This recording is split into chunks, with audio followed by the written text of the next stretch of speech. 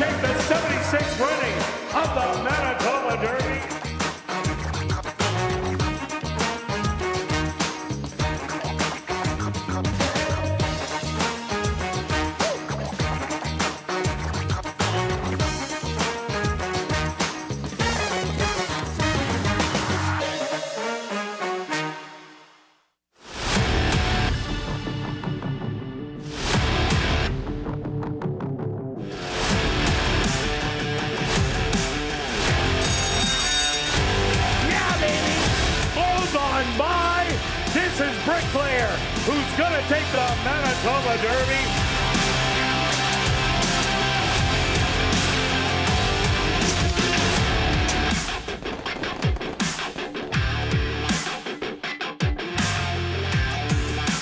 The Manitoba Jockey Club acknowledges that we are on Treaty 1 territory, and the land on which we gather is the traditional territory of the Anishinaabe, Cree, Anisininew, Dakota, Lakota, and Dene peoples, and the national homeland of the Red River Métis. We pay our respects to the First Nations and Métis ancestors of this land. And welcome everybody to ASD Live, brought to you by Manitoba Liquor and Lotteries. Day 9 on the racing calendar. Let's take a quick look back at yesterday's racing action. Who was hot? Well, on the jockeys side, Antonio Whitehall had 2 wins to go with his hat trick on Monday. So he's jumped into the lead with 9. But Demario Bino also had a good day yesterday with 2 wins. That puts him at 8. Followed by Rashad Knights at 7, Praven Badgery and Sven Balrup both tied at 6. On the trainer side, Steve Keplin's still on top with Tom Gardapi Jr. and Lise Pruitt at 5, Michael Nault and Wendy Anderson at 4. And Carl Anderson did have a good day yesterday. He had 2 wins.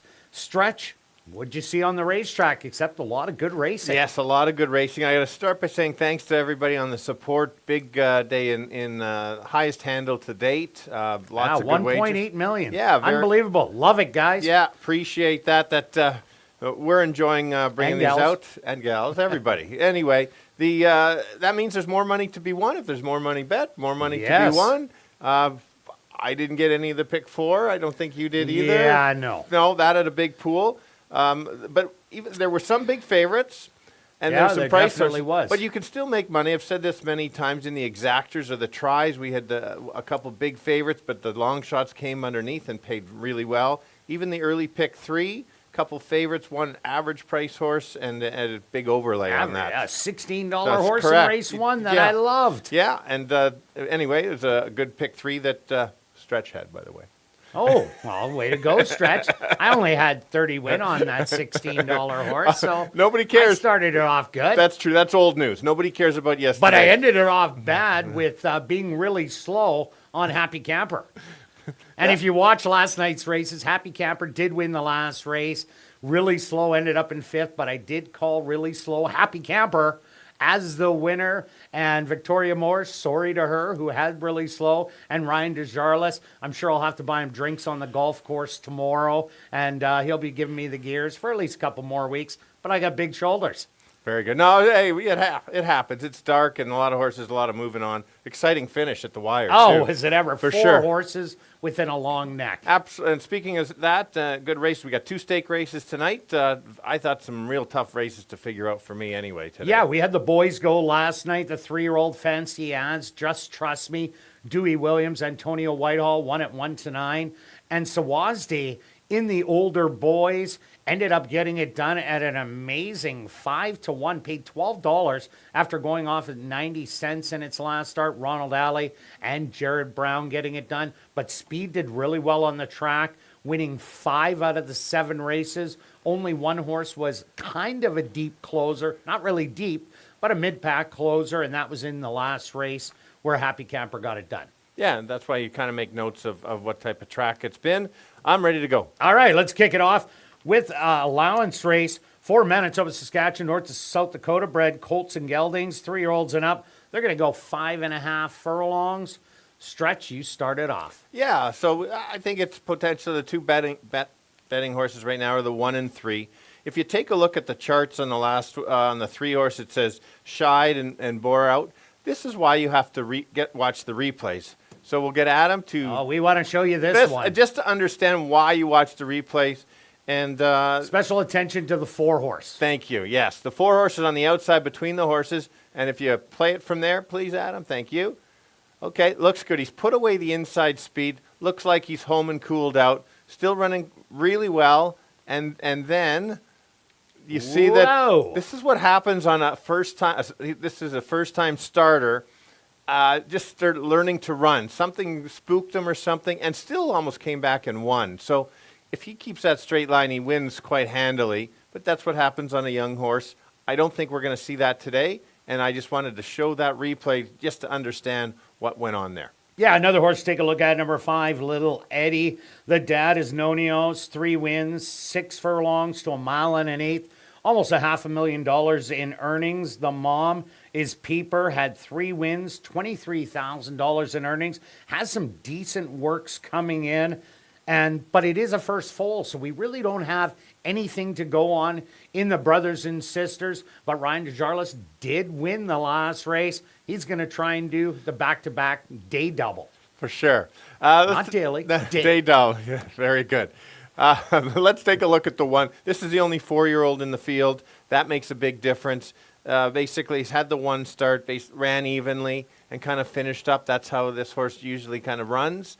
It's going to have to sit a little bit closer if the 3 gets the lead on her own. We'll see or his own, sorry, and then go from there. You can't leave the horse out. It's just not a horse I like to put on top. But it is a big drop in here from the open Yes. maiden allowance. Bila Soul came back in an allowance non-2 lifer and ran second to a little horse by the name of Medicine Dog, who is going to be going against Just Trust Me in the Golden Boy in their next start. And we're really looking forward to that one in the 3-year-old category. But Moonman Rules steadied early and made a big run. Yeah. That's why I also like it. What about the 2? Yeah, the 2 horse. You talked about this horse, just saying that this horse is better to go longer, and it was going to close. And it was all about going long. And I thought you called it exactly right in the sense of maybe not the first race. Now we're getting a little bit longer. Maybe get a little bit closer so you get that extra distance. So I'm 3-1-2. And also look at the 4 Pleasant Time, same sire, Nonios, that $500,000 winner of 3 wins.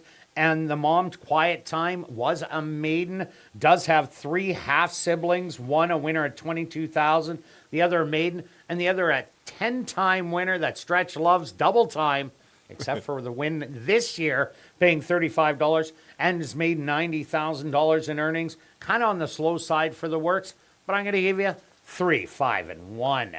Now we're going to carry on to race number 2, a $5,000 claimer for 3-year-olds and up that are non-3 lifers. They're going to go 6 furlong stretch. Who do you have? Okay, so we got a replay of May 20th of the race. We're not showing the replay, but I urge you to watch the replay. Oh, definitely do that. I'll let you talk about why you've got the 2 in the second spot, or the top spot. We all saw it. I decided to go on the 5, even with the trouble on the 2. This horse, I liked how this horse finished so much better. Was a little farther back and just ran out of ground and actually might have won going the 5.5. And I thought This horse is probably going to do the same thing. I just like how he finished, and couldn't go past him. And I know the horse that everybody's going to talk about, the Trouble Line. Yeah, no doubt about it. Number 2, Hanging Tough. This is a horse, came out of the gate, and Sven Balrup, his left pedal, he ended up blowing it, meaning his foot came out of that stirrup. It took him a furlong and a half to get it back in. He finally got it back into at about the 3.5 furlongs from home. And Meko Maki was already long gone on the field. Started to catch up, ended up getting tired in the end. Diamond Concerto went on by. But if Hanging Tough can get a loose lead in here, 5 out of the 7 winners won it on the front end last night. So I think a big shot to try and steal it. Yeah, for sure, and that's a bit of the question on the speed. And I thought how impressive was that by Sven to get the foot back in. Usually that they have a tough time and have to. Oh, he was trying for a furlong and a half to get it back in. Impressive for sure. I decided that I thought maybe the 3 could be the most speed of the group. It's hard because the 2 didn't have the stirrups in there. Yeah, so you can't push on the horse. Yeah, but I always like to go to a horse that had the second most speed, chasing the speed. So the 5 I felt chased Mackey, and was clear of the others. I know there was trouble, but I thought if this one clears, then the others are chasing. And so that's why I had to move this. That's why I put this horse in, just in case this got loose. He won't have to chase, the others will. And this horse has switched barns since the last race. It was in the Will Toronjo barn, now over to the Lee Delaron barn. Also look at number 4, Lucky Appeal, the second horse that Lee Delaron does have in here. Last time out, broke a little bit slow out of the gate, but really didn't show a big late run. Maybe just needed that as the tune-up. This horse ran some really good races last year, and if it shows any of those, you're going to get really good odds. Yeah, so I'm 5-2-3. And I'm 2-5-4. Now carrying on to race number 3, kicking off jackpot pick 5 wagering with a $5,000 claimer for 3-year-olds and up that are non-4 lifers. Are going to go 5.5 furlong stretch, both on Magnolia Speed. Interesting. Yeah, interesting, yes, because my comments are this race, you can go in many, I think it's a good betting race. I think you can go in many different directions. Somehow we've gone in the same direction in here. This horse showed speed last time. I don't think it's going to show as much speed this time. I'm hoping it's going to just sit just off the pace and make that late run. Look at the back class last year against some of those. Nice spot for the trainer owner because this is in a waiver claiming. So you just get that sweet spot that you get one last chance. We've seen some waiver claiming. Mr. Dazzle, for example, won a nice easy race that couldn't get claimed. For $3,000. For $3,000, exactly. So I think this horse, based on last year's early form, is the horse to beat. Yeah, I don't think it's going to lead because the other speed is the 2, Meko Maki, and they're both the same trainer. So the last thing you want to see as a trainer is both your horses beating each other up on the front end. So Magnolia Speed, I love that off the pace ability. And Meko Maki did win easily last time, but when you look back at race number 1, that's what Meko Maki had to beat. Now I think jumps up big time. We'll be well betting here, but I don't know. I can't take low odds on this, and that's why I put it as my 3rd selection. Yeah, and a great comment about the same trainer, and now it kind of confirms why the 5's not going to go to the lead. I thought this horse got the lead, so the 2 horse got the lead so easy last time. Oh, it did. And there's room this time of year early on trying to find the spot.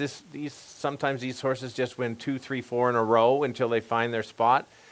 I'm not sure. This has got to go an extra half furlong, but still could go back to back. I just needed the speed in there as one of my picks. All right, and also take a look at number 3, Audace. We did leave this horse out myself. It was because last time, if you watch the replay on this one, Roger Hewitt, he had to work this horse really hard early. Sierra Pruitt, she is a young jockey. If she watched that, she's going to try and do what Roger Hewitt did, but it's just not going to be easy. He's such an experienced rider. She is going to be a good rider. You can just tell by the way she sits on a horse. But Audace, I expect to rally, but I think it's just going to get way too far out of it. Yeah, and one of my price play is the 1 horse along the rail. If you compare the 1 to the 3, same trainer before the claim, I think the 3 actually has better figures. So if you're going to bet down the 3, I'm getting better value on the 1. So I thought that's the price. 15-1 morning line. Was it those Emerald Downs races? Gives me worth a shot. 5-2-1. And the 4 Ace High Royal hasn't raced in 2 years. This was a horse running good at Oaklawn and then fell to the bottom at Lone Star. Not to be seen off of that win. This could be a little bit of anything in here. So I got to throw it in maybe to get a piece. The workouts are good. I'm going to give you a Quick, yeah, go ahead. Give your picks, and I want 5, 4, and 2. And so why is the 4 in the form? It says it's not claimed. It can be claimed, the 4. Is that true or not? It is absolutely true because it's a $5,000 claimer and it's been off over 180 days. Okay, good. So it actually gets 2 waivers as long as it starts in the first 12 days of racing. Excellent, thank you. All right, There we go. on to race number 4, kicking off $50,000 guaranteed pick 4 wagering, and allowance optional $12,500 claimer for 3-year-olds and up. They're going to go 5.5 furlongs. This should be an absolute great race. Absolutely. We've got our picks boxed, and that's kind of how I see it. You can flip them on who gets the trip. I think it's solid. I think many of them, actually all of them, can win actually in this one. But I will, with their best race for sure. For sure. I'll start with the 1 for a couple reasons. It's a slight drop in competition if you look at who is running against. Same kind of condition, but a little bit better. Jared Brown won the stakes race yesterday. Same kind of pattern. The horse had 1 start and then ran an even bigger effort last out. I think that could happen again here. This horse doesn't have to have the lead, might just get that rail trip and come up late and might get the trip. If it gets caught in the duel, maybe it's class enough to put the rest of them away, but I like that just the spot where the horse is going to be. And just to add in, 3 horses have come back to win out of that race.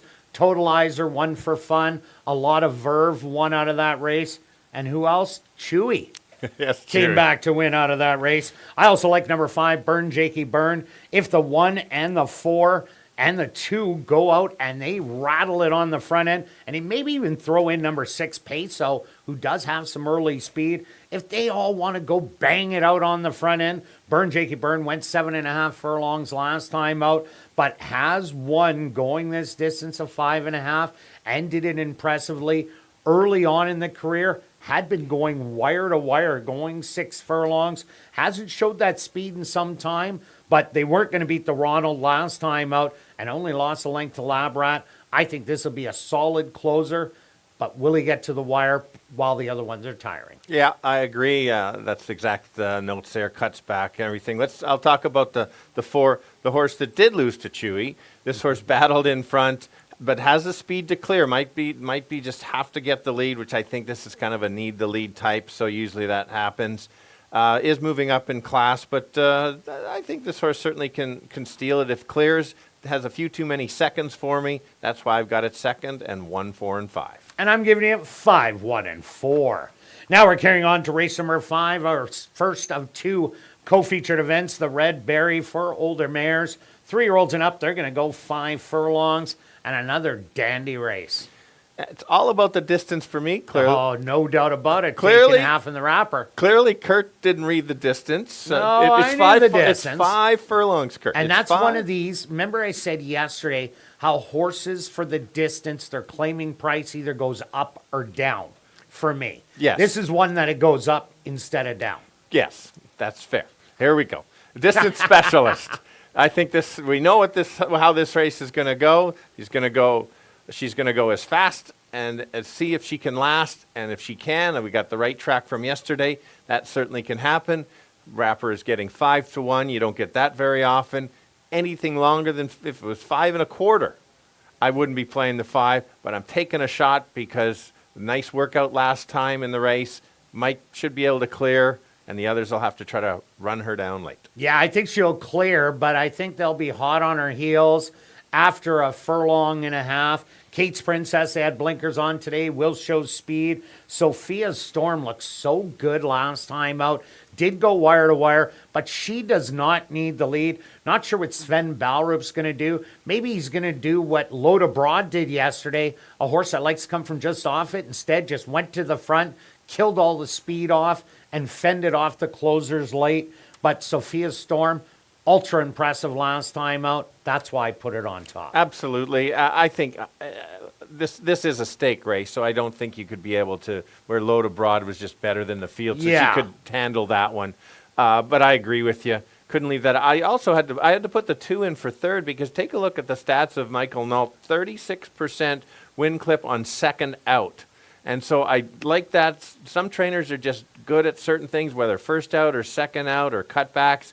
This is one of his strengths. He does win a lot, but to see 36% and getting a nice price, possible upset, had to include him. 5-3-2. Yeah, and the other horse I threw in, number 1, Mechanic Susie. What a year last year, winning 6 out of 7 starts. Was ready to go at first asking. Looks to be ready to go again with 3 solid works. 2 half miles and 48, 5 furlongs, 101. She is a Manitoba bred running machine, so I had to leave her in as a stalker behind the speed. And I even used number 4, Secret Glenda. Secret Glenda is a horse that does have speed, but has shown off the pace ability in the past. I don't think she's quick enough to make the front end, so she will have to relax, make a run. So I'm giving you 3, 1, and 4. Now we're on to race number 6, a $10,000 claimer for 3-year-olds and up that are non-2 lifers. They're going the 5 furlongs. Classic high 5 wagering. Scratch number 1, better make that 2, which is going to change the odds of everything because it was the favorite in here. But Stretch, who do you like? That helped, because now I don't need as many horses in the all button. For me, it was the toughest race on the card for me. How about you? Where did it? I kind of like this one. Okay, that's fair. That's good to know. I might talk you into a horse. You might. Anyway, the partial reason is many are off a layoff. Other few that had the start are kind of off form. And so here, I'll ask Kirt the question for all above. If who's the speed? Ooh, that is a good one.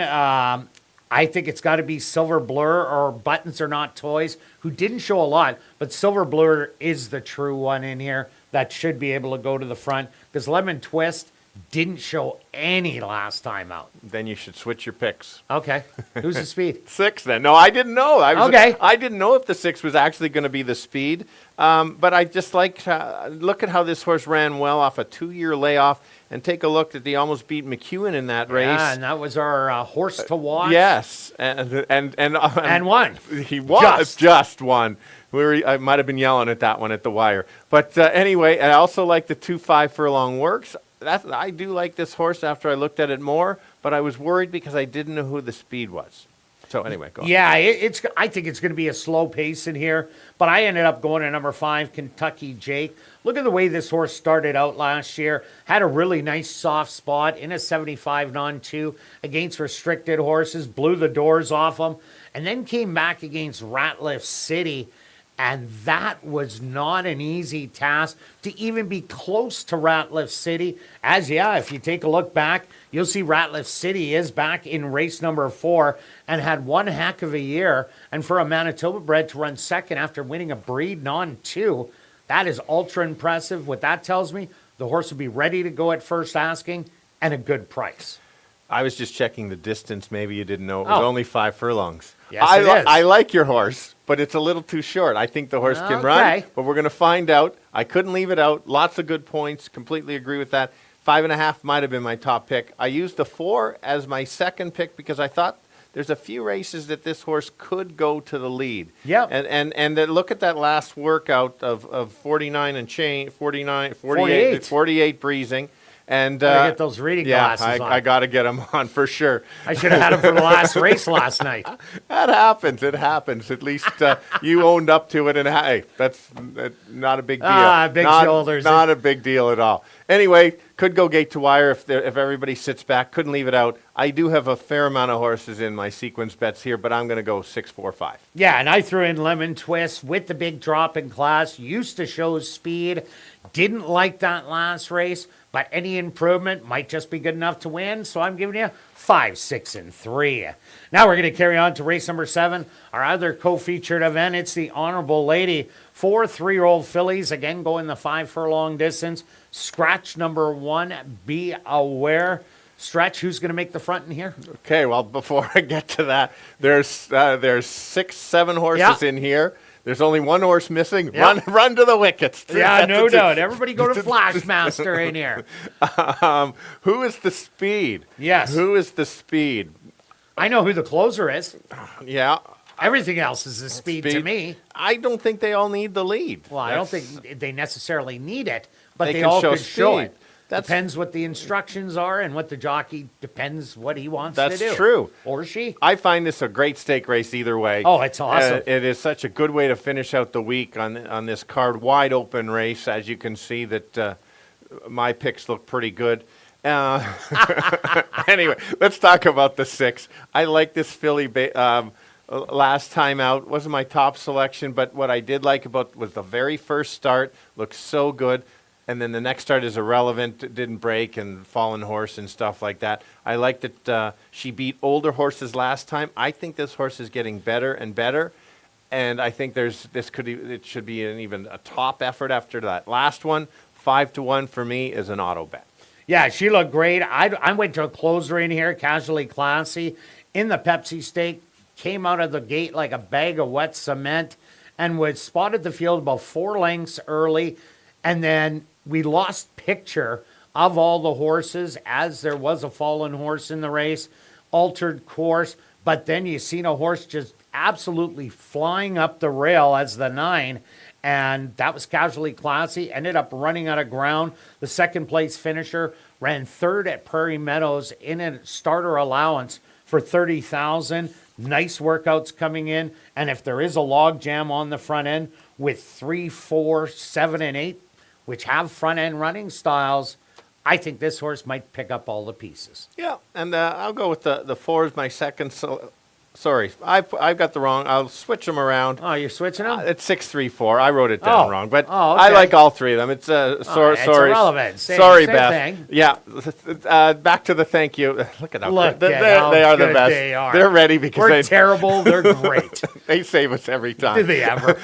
Back to the 3. I was actually take a look. I'll start with this horse has the most wins, and it's impressive that this horse can run on the turf. Looked great on the turf on one of the victories. Take a look back at the horse that Just Trust Me, who we saw run big yesterday. Again, that was with the boys division. This is the girls. That tells you that this horse certainly belongs in this race. This horse is one of those can just show so good, and then the odd time just doesn't come to run the odd time. So it's a bit of a guess. I think if she runs her top effort, she certainly can be right there. How can you leave out Dewey Williams, Stretch? Sporting Star, the 7 horse. Dewey Williams has now started 3 horses, including Just Trust Me. 3 pictures taken, batting 1,000, and you don't have it in your top 3. This one broke the maiden by 12. I looked up the horses underneath. Yeah, they aren't that much. One of them did win a restricted race at Fauner Park. The other one is still a maiden. But Sporting Star, the way this horse did it, that is everything for me, and good workouts dating back to Phoenix. So it was down in Winter Wonderland and getting training there, not through the snowbanks. Sporting Star, hot trainer. I got to throw it in. I did look at that. I'm glad you did the research because I knew what the answers would when it ran against. But a win's a win, and it won that easy, so you can't hold it. And then the Woodbine Invader, this horse has a couple real good works, the 4. And if those translate to the dirt, watch out. Again, there's some performance there. It's always a bit of a guess. It is wide open, 6-3-4. Yeah, that race 2 outs ago with McGill was absolutely dynamite. But I also threw in number 8, Linda's Map. Did run against Welcome to Hollywood in the last start on December the 5th. Didn't break that well out of the gate. Showed some speed and then tired down the lane. But if you take a look, did not run on Lasix that day, as it did run at Arapahoe in the middle on Lasix. I'm not sure if that had anything to do with it, but she does have a lot of speed, as she did go wire to wire in her lone start here at the Downs. So I'm throwing her also as a flyer. I'm taking 5, 7, and 8. Good luck with all your selections this evening, and I'll be right back with the changes on this evening's Carter Racing.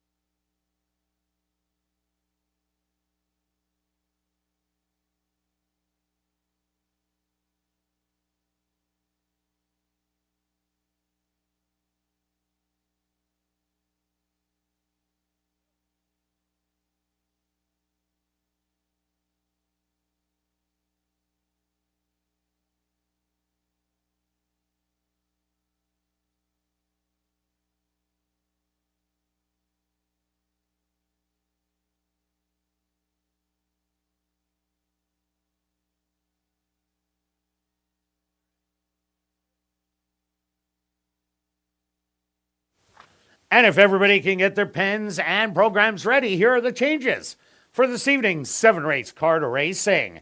Turning your programs to race number 1, the Nancy Harder in Memorial, just a couple overweights. Now turning your programs to race number 2, Archer's third birthday. Again, there's no changes. Now turning your programs to race number 3, the Drew Pert Memorial, kicking off jackpot pick 5 wagering, the carryover over $100,000, just the lone overweight. Now turning your programs to race number 4, kicking off $50,000 guaranteed pick 4 wagering, again, no changes. Now turning your programs to race number 5, our first of 2 overnight stakes races. It's the Red Berry for older fillies and mares. There's just some overweights. Now turning your programs to race number 6, our first of 2 classic high 5 races. Scratch number 1, better make that 2. Number 7, buttons are not toys. Make the jockey Neville Stevenson.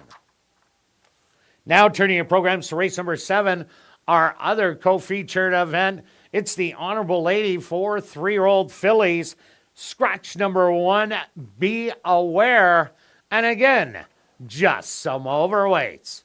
Well, another absolutely gorgeous evening for racing here in Winnipeg. Stretch, you got a lot of money flying around there. It's raining money for me tonight. Holy. That's the feeling that I got. Today's the day. How come you have American money and I got Canadian money? I did cash some tickets today at Belmont, or Saratoga, by the way. Well, isn't I did. It was a good run. How come I didn't get a phone call? You could even text me. You don't have to actually talk to me. It was a good day. I didn't have the $110 horse, though. Oh, okay. I wish I had that. I didn't.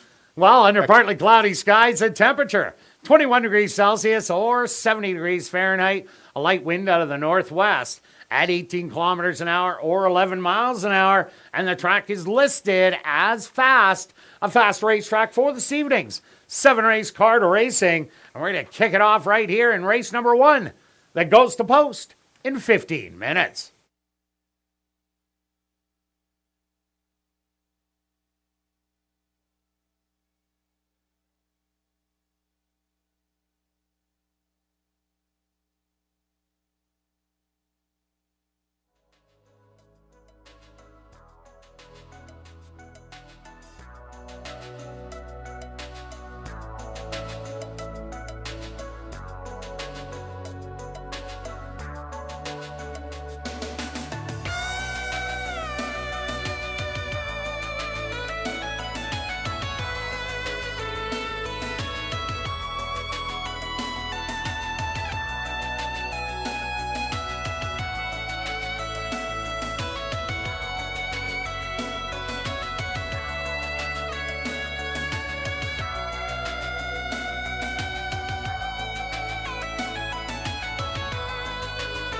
Be sure to enter your name for a chance to be our VIP Fan of the Night.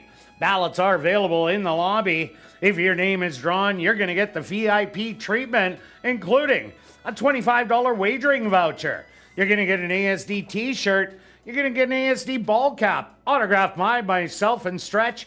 You're going to come up to the press box, watch me call a race. Then you're going down to the paddock to see the horses, and then off to the winner's circle to get a framed photo with the winning horse. And if you're new to racing, make sure you stop by and see Shannon and Brad at the Fan Education Center, located on the main level.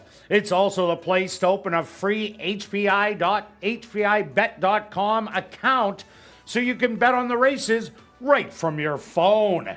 Even better, if you open a new account and wager 100, you're going to get 100 in bonus money. Have a great evening of racing.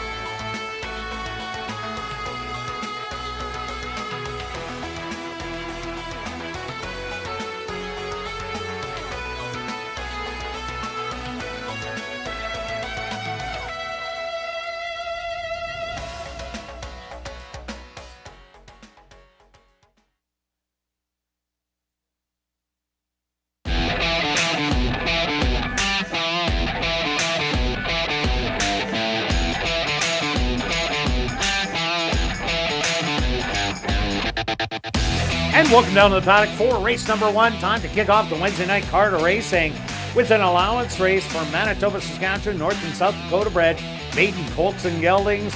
They're going to go 5.5 furlongs. Stretch, who do you like in the opener? Well, we showed the replay, and I'm going to go back to this horse, the 3-horse, with Jake on camera today, by the way. He's working hard all week. Yeah, no doubt about it. Anyway, pressed outside, opened up, looked like was the winner, and then shied. I don't know if got spooked or something. I think the horse should improve, and if he does, I think the horse is going to be tough to beat. I like that early speed and that middle move, too. Yeah, Stretch. I had 3-5-1 to start with, but as I looked and looked more, number 1, Moonman Rules, steadied early on, and then really came running at the end. I like horses that do that early in the season. In their first starts, they seem to improve greatly in their second. Got beat by Bila Soul, who ran second in an allowance non-2-lifer. If Medicine Dog, the monster, wasn't in there, Bila Soul would have won that race. So I think that's going to be a key race in there. So Moonman Rules, I'm throwing on top. That's fair. You're going to get a little bit better value. Let's talk about the 2. I liked your analysis coming in on the breeding with this one. The horse finished with some run. I think as this race goes longer, maybe that's what this horse is going to need. It gets a little bit longer. Looks good on the walking out. Got to use him. And I like the 5 Little Eddie. Here's a first-time starter. Nonios, 3 wins from 6 furlongs to a mile and 1/8. Almost $500,000 in earnings. The Mom Peeper had 3 wins, $26,000 in earnings. This is a first full. 2 nice workouts, going a half mile coming in. So I like that. Ryan DeJarlis, his horses are running well. He did win the last race last night. So I like this one. And Pleasant Time, this one, Nonios again. Quiet Time was a maiden, the mom. 3 half siblings, a 1-time winner, a maiden, and a 10-time winner in double time who won already this year, but does have slow workouts. But let's go to our wagers here in race number 1. Stretch, what do you got? I'll just go with an easy $20 double, 3 and 5. I started with the 3, but I'm going change alert. In race 1? In race 1, I'm going to change it to a $10 double, 1-5 with 2, and it's Show Parlay Wednesday. Stretch, who do you got? I can't believe change alert. Anyway, let's go to the start it easy just to get on the board, hopefully 3. And I'm going Show on the 1. Good luck with all your wagers here in race 1, and we'll see you back for race 2.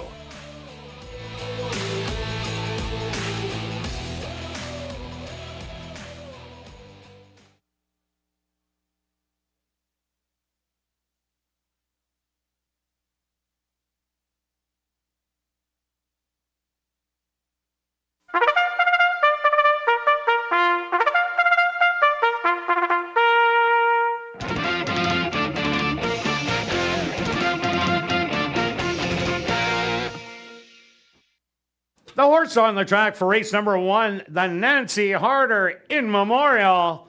They're going to go 5.5 furlongs for $20,000. Number 1 is Moonman Rules, owned by Hetty Kling, trained by Maria Stanford with Matthew Bennett.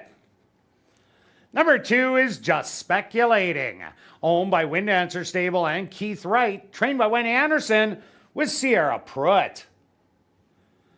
Number 3 is Spike It Rich, owned by McLaren Racing, trained by Stephen Gaskin with Dario Dalrymple. Number 4 is Pleasant Time, owned and trained by Steve Thompson with Siobhan Bell. Rounding out the field is number 5, Little Eddie, owned by Christy DeJarlis, trained by Ryan DeJarlis with Rashad Knights. The Nancy Harder in Memorial. Here in race number 1, they'll go to post in approximately 4 minutes.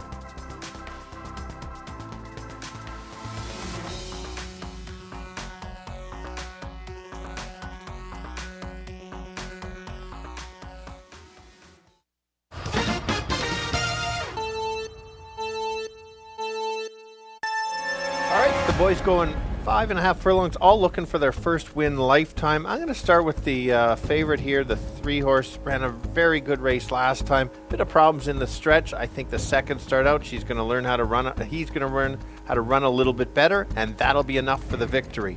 The only 4-year-old in the race is the 1-horse. Had a bit of trouble last time.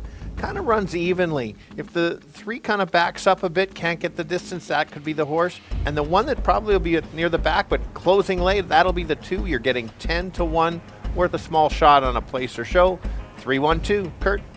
Yeah, Stretch, I was with you on number 3, Spike It Rich. All that trouble down the lane would have been the winner. But I think the 1-horse Moonman Rules comes out of a way tougher race. And if you look at the times of the race, 101-1 for Moonman Rules, 102-3. That's a gap of 7 lengths faster. The race on the 1 went, then the race on the 3. So if that is the case, Moonman Rules would have been in the thick of things, got in trouble, and made that huge rally. Rounded out with number 5, Little Eddie, is taking money on the board right now at 7-2. Ryan DeJarlis got the win last night in the last race with Happy Camper. Maybe Little Eddie is going to make it the day-to-day double, but I'm going to give you 1, 3, and 5. Good luck here in race number 1.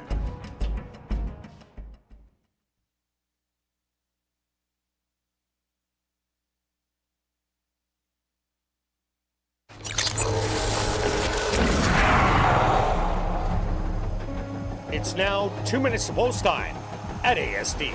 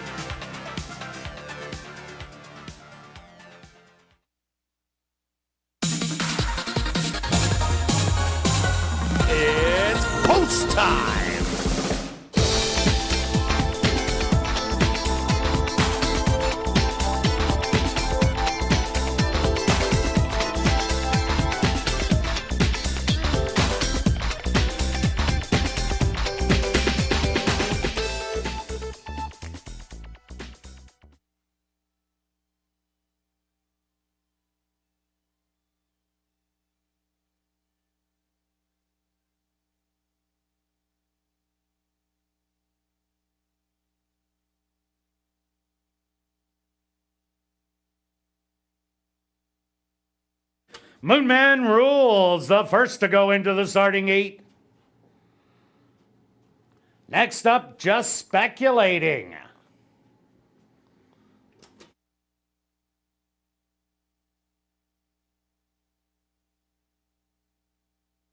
Spike It Rich, the current 3-5 favorite, walks up and in. Just 2 left to load. Both the first-time starters. Pleasant Time will be the first one in.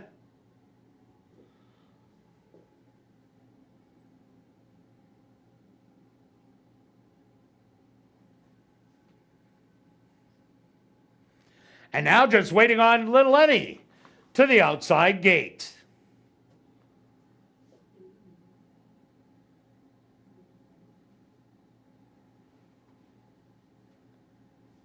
Little Eddie getting a little extra help from the gate crew.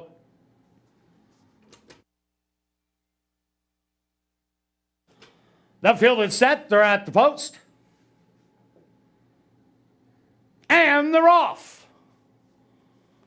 From the outside, Little Eddie showing a little bit of early speed, but matched on the inside by Spike It Rich. There's a gap of 3 lengths back to Just Speculating in between horses on the rail. Moonman Rules and moving up. Pleasant Time, 5 lengths from front to back. The favorite Spike It Rich and Little Eddie. These two in the battle through an opening quarter of 25 seconds. Just Speculating back to 3rd. Pleasant Time moving up from 4th. And Moonman Rules still has about 6 lengths to make up. Spike It Rich pokes ahead in front as they hit the head of the lane. The favorite Spike It Rich now starting to pour it on through a half and 49 and 1. Back to 2nd, Little Eddie. Moonman Rules to the far outside. It's going to try and mow him down. Spike It Rich, but Moonman Rules is flying on the outside, and Moonman Rules is going to take it by 2. Spike It Rich second best. 3rd's going to go to Little Eddie, and 4th to Just Speculating.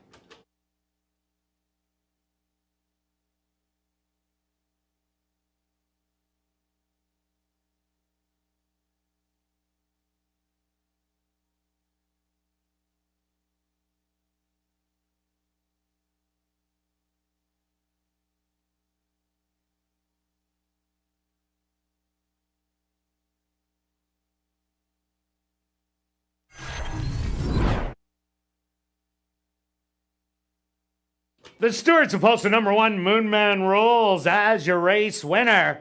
A photograph has been called to determine the place and show positions. They went the opening quarter 25 seconds, the half 49 and 1, 5 furlongs, 103 and 1. Time for the 5.5 furlongs, 110.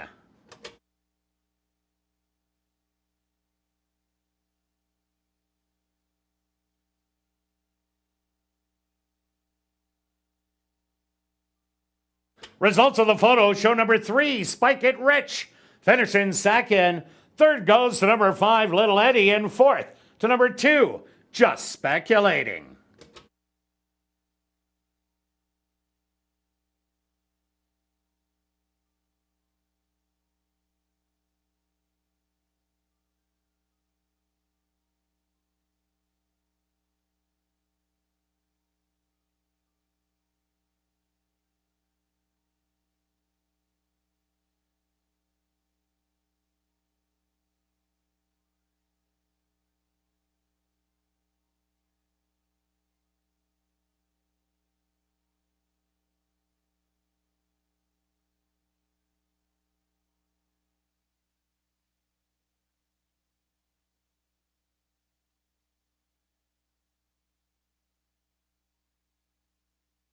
Now entering the winner's enclosure, the official winner here in race number 1, the Nancy Harder in Memorial.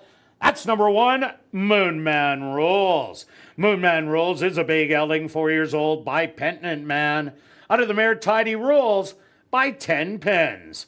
Owned by Hetty Kling, trained by Maria Stanford, and ridden to victory by Matthew Bennett.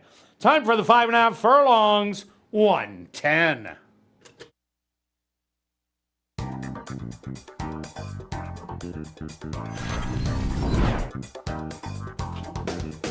Number 1 Moonman Rules was proudly bred right here in Manitoba by Hetty Kling. Race 1 is official in the upcoming second race. Archer's 3rd birthday. There are no changes. Rolling doubles here in race number 2.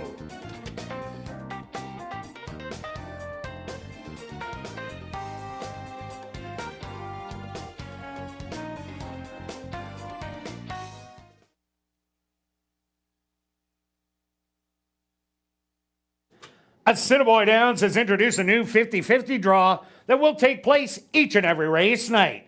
Tonight's jackpot is currently at $480 and growing.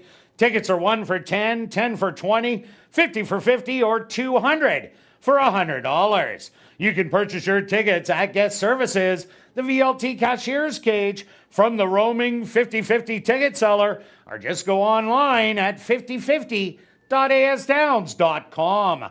The draw will take place at 10 p.m. tonight, and proceeds will benefit Final Furlong and the Winners Foundation. And take note that you do not have to be in attendance to win. Just check our website at asdowns.com for the winning number. Also, don't forget to check out the 140 VLTs in our spacious Club West Gaming Lounge, located on the second level of the grandstand and open daily from 10 a.m. to 1 a.m. And tonight and every race night, we will be drawing for $500 in cash at 11:30 p.m. during Crazy Hour in the VLT Lounge, and it's absolutely free to enter.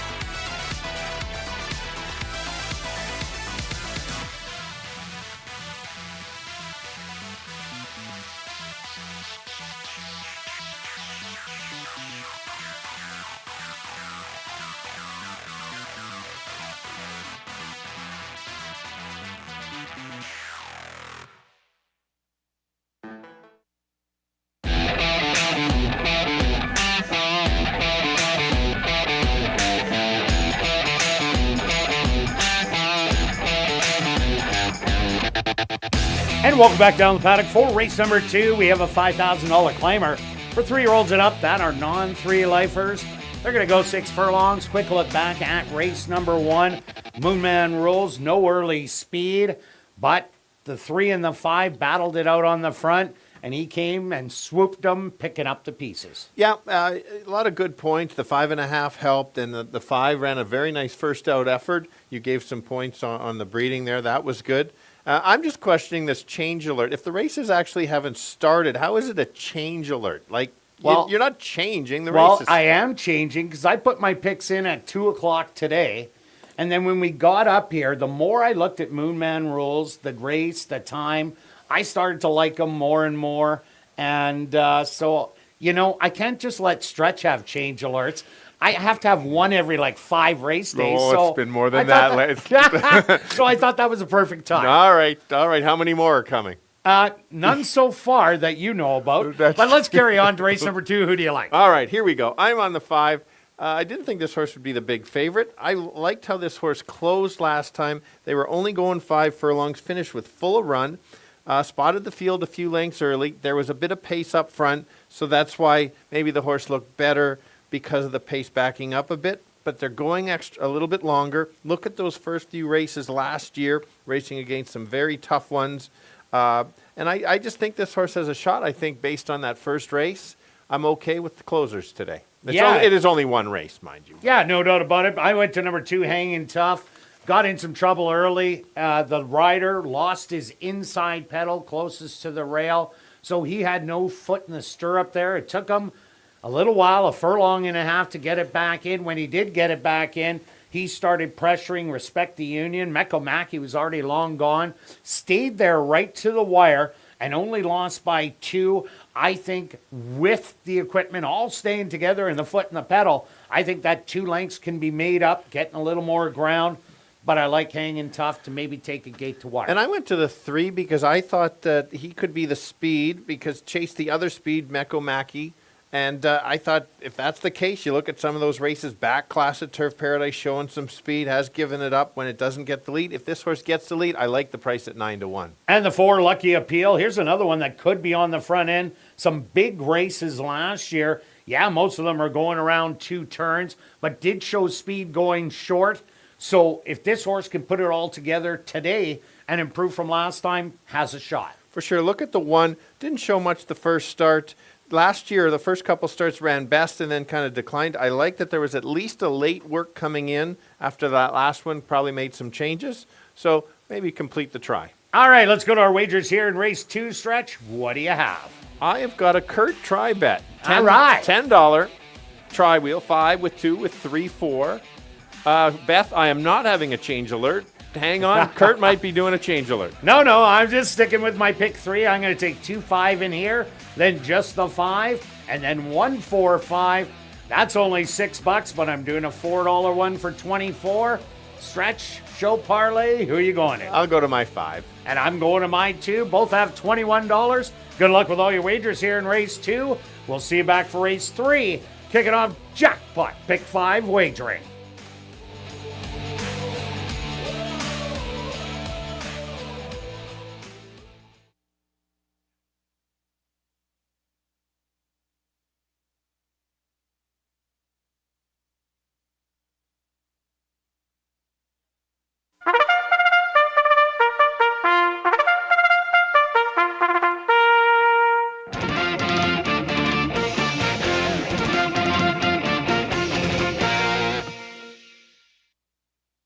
The horses are on the track for race number 2, Archer's 3rd birthday.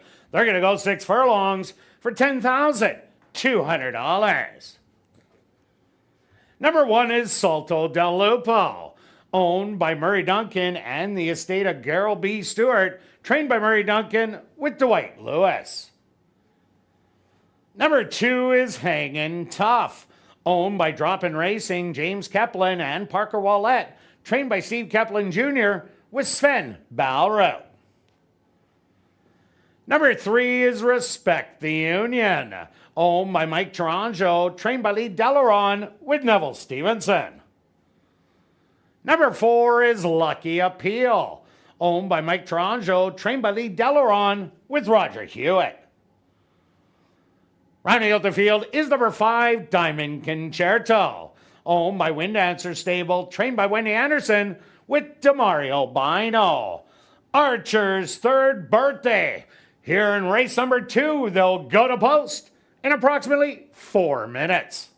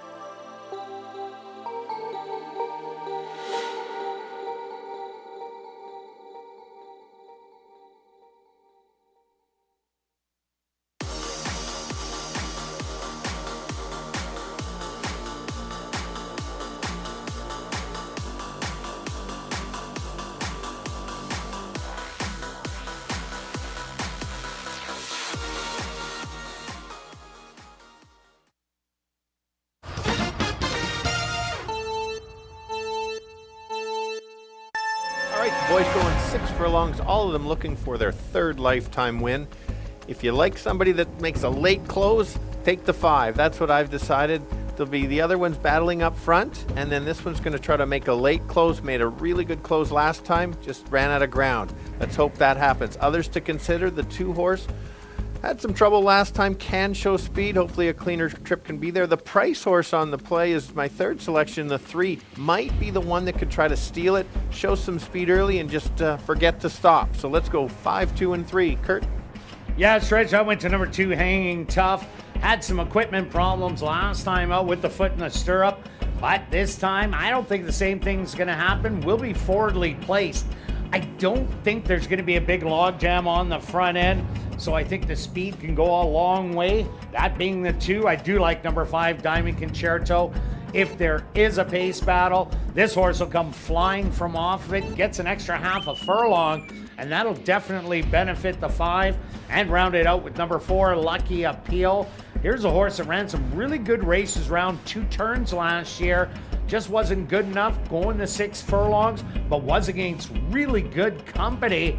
But I'm going to give you 2, 5, and 4. Good luck here in race number 2.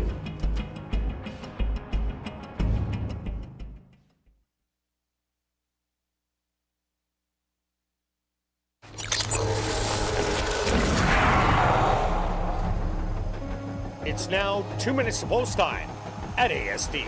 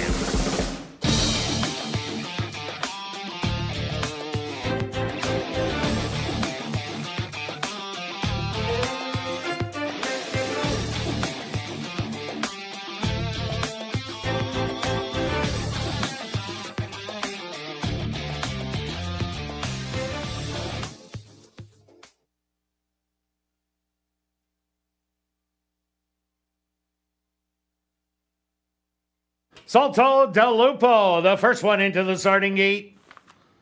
Hanging Tough is moved in. Respect the Union from the middle is in. Just 2 left to load. Lucky Appeal. And now just waiting on Diamond Concerto, the current even money favorite.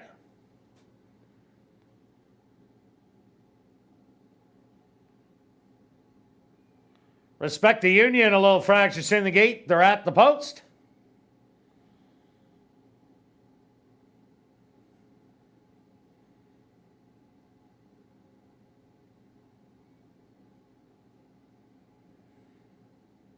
And they're off. Breaking a little slow was Hanging Tough.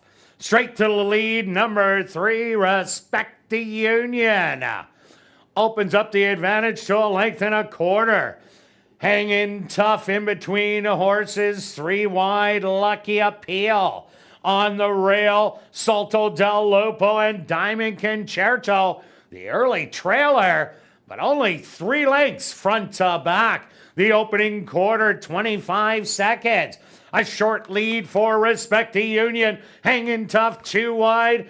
Now Diamond Concerto pulls the trigger early and just blows by everybody and opens up a half a length. Back to second, Respect the Union. Hanging Tough, along with the Lucky Appeal, battling it out in fourth, and Salto del Lupo, the trailer, the half, 48-3, and Diamond Concerto is just opening up on this field. And now lots of daylight, up by 7 with a 16th of a mile to go. Diamond Concerto is going to get it done. Respect the Union second best. Third's going to go to Hanging Tough, and fourth to Lucky Appeal.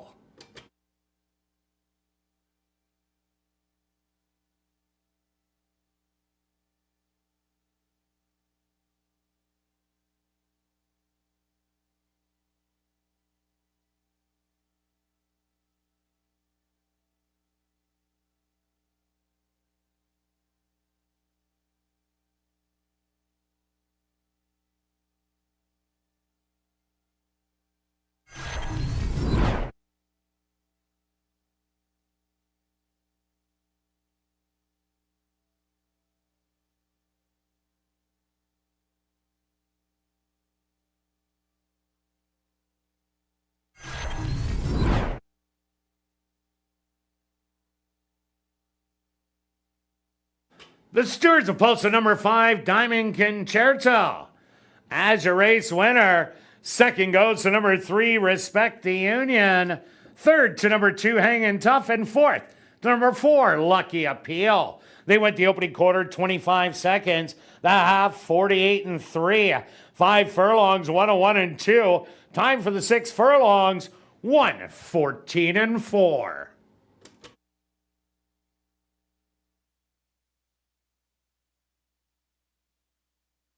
Now entering the winner's enclosure, the official winner of Archer's 3rd birthday race. That's number 5, Diamond Concerto. Diamond Concerto is a bay 4-year-old by Exaggerator out of the mare Diamonds and Caviar by Street Cry. Owned by Wind Dancer Stable, trained by Wendy Anderson, and ridden to victory by Damario Bino. Time for the 6 furlongs, 114-4.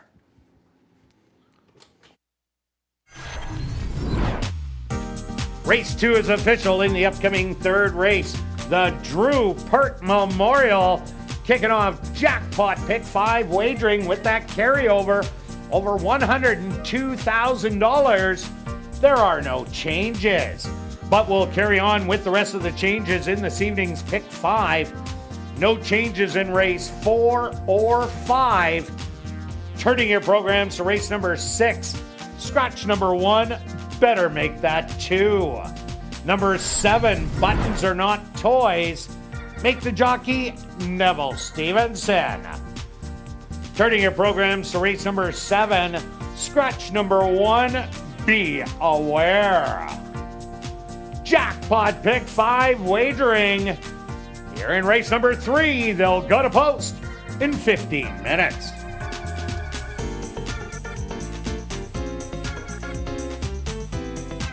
And don't forget to explore the 140 VLTs in our Club West Gaming Lounge, located on the second level of the grandstand and open daily from 10 a.m. to 1 a.m. And remember, our $500 Crazy Hour free cash draw will take place at 11:30 p.m. each and every race night.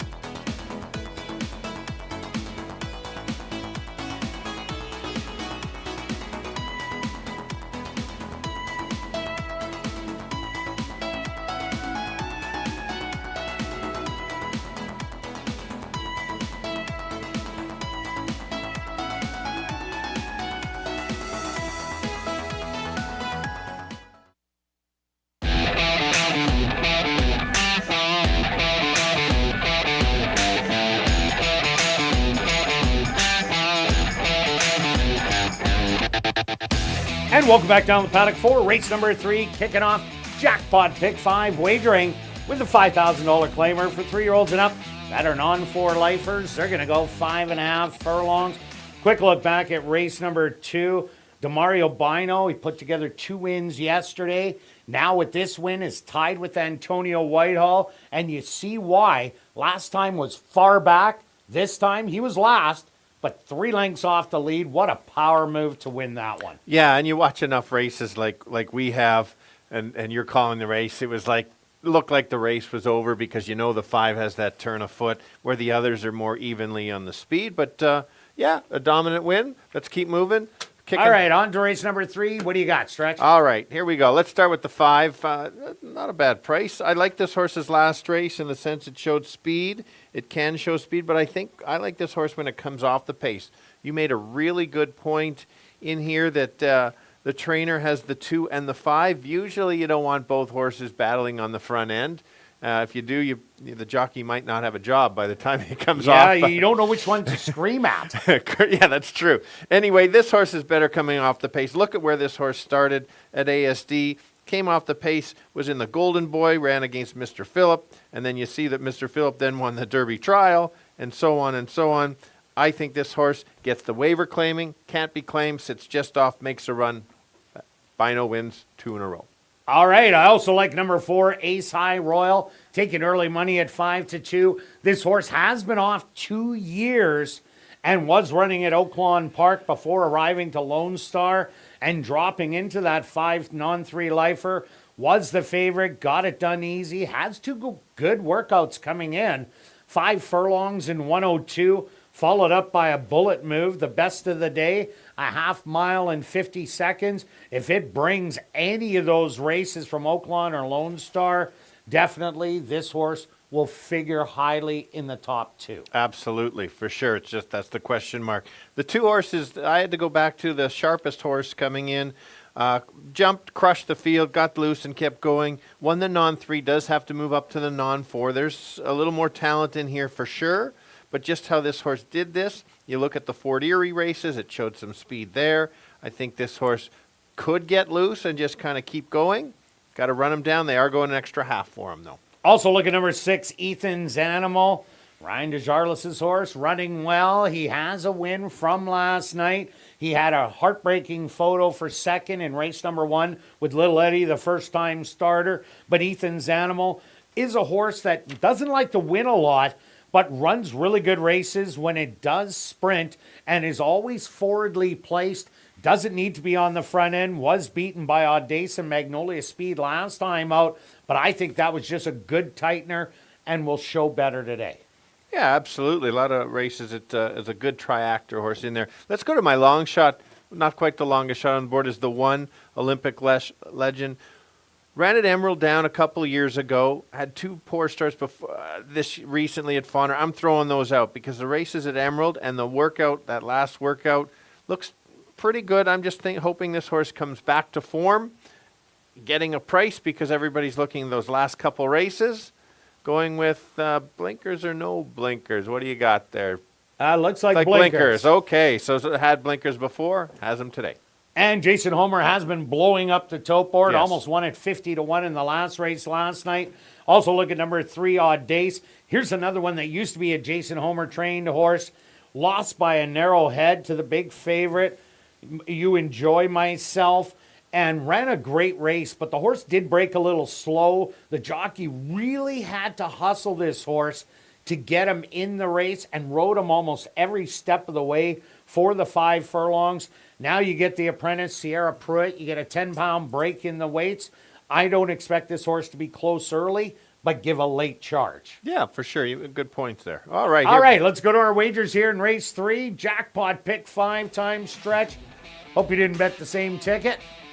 No. And it doesn't look like it. So the best part is if I can get the whole pool. So can I. If we're alive to the last leg. We might have to go splits. We might do some splits for Okay. sure. Here we go. 2-5 with 1-4-5 with 2-3-5 with 3-4-5-6-7. 3 and 6 in last, $36. And I had to balance it out, so 24 place on 5 because Kirt didn't have 6 bets today. You didn't like that I had extra bets yesterday. No. All right, myself, I took 2-4-5 here, then 1-4-5, then 1-3-4-5, then the 5-6, rounded out to 5-7 and 8. That's $43.20. Could get a big piece of the pie. And we're still alive in the show parlay. At least I am too. Yes, everybody. Usually I'm out getting car changed, lose again, but okay. I'll what do you got, go to Stretch? my top selection. I'll go on the 22 show on the 5. All right, I've been getting 2 10s. I don't like those, so I'm going to bulk it up.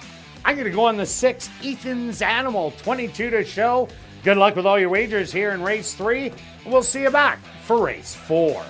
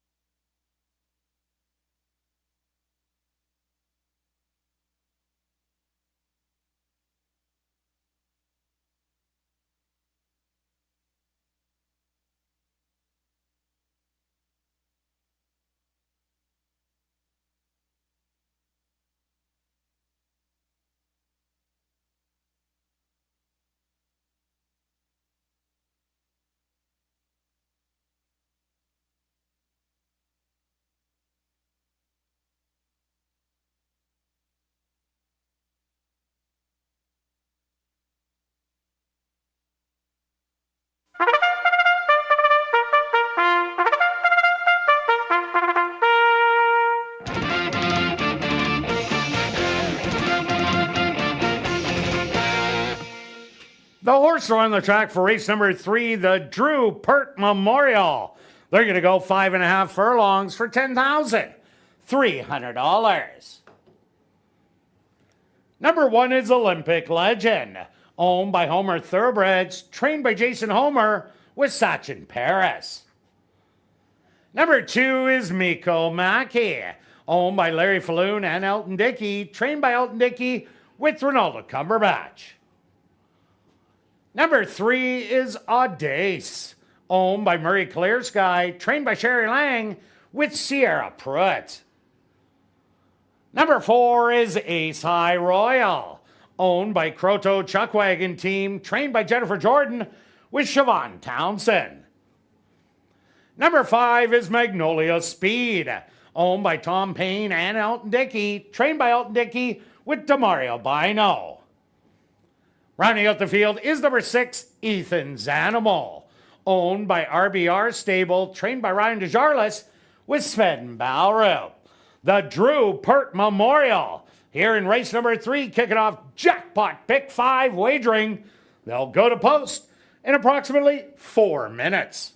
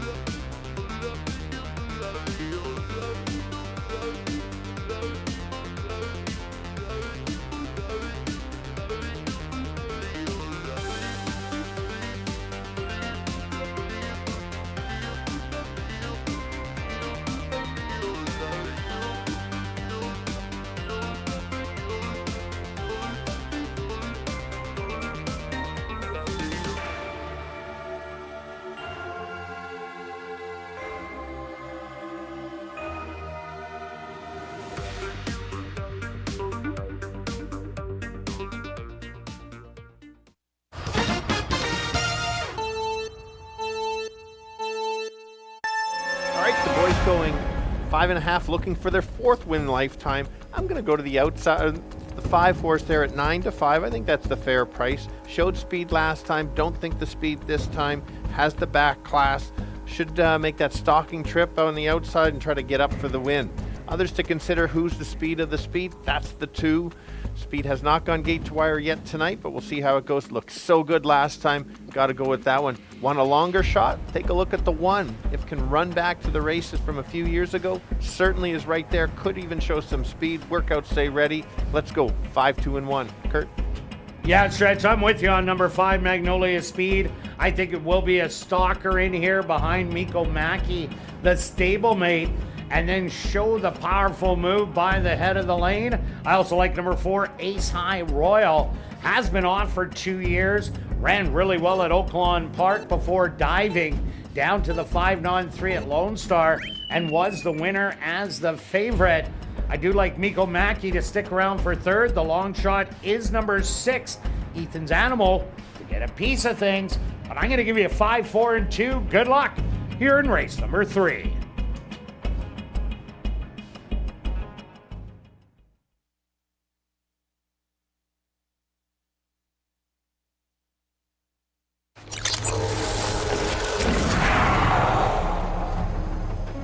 It's now 2 minutes to post time at ASD.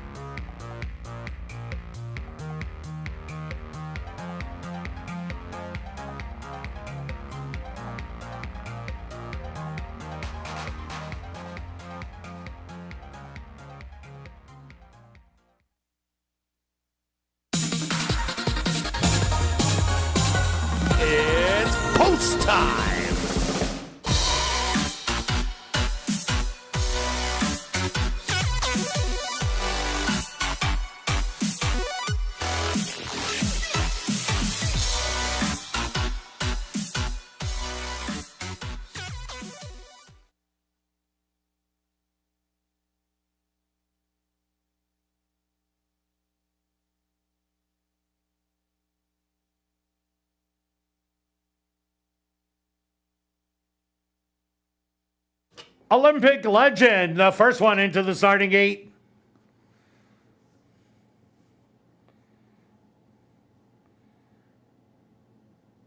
Next up, the current 3-2 favorite, Mikko Mäki, steps in.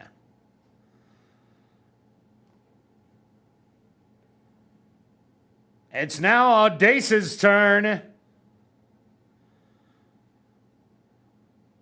Ace High Royal ready to go in.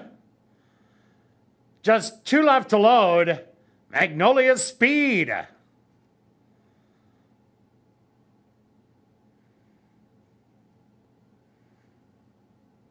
And just waiting on Ethan's Animal to the outside. The field is set. They're at the post. And they're off. From the inside, that's Mikko Mäki. Straight out to grab the early lead, Ethan's Animal. To the outside, in between horses, Magnolia Speed. In on the inside, Ace High Royal. They're running as a trio. Then it's Audace. Now making an early move, and Olympic Legend.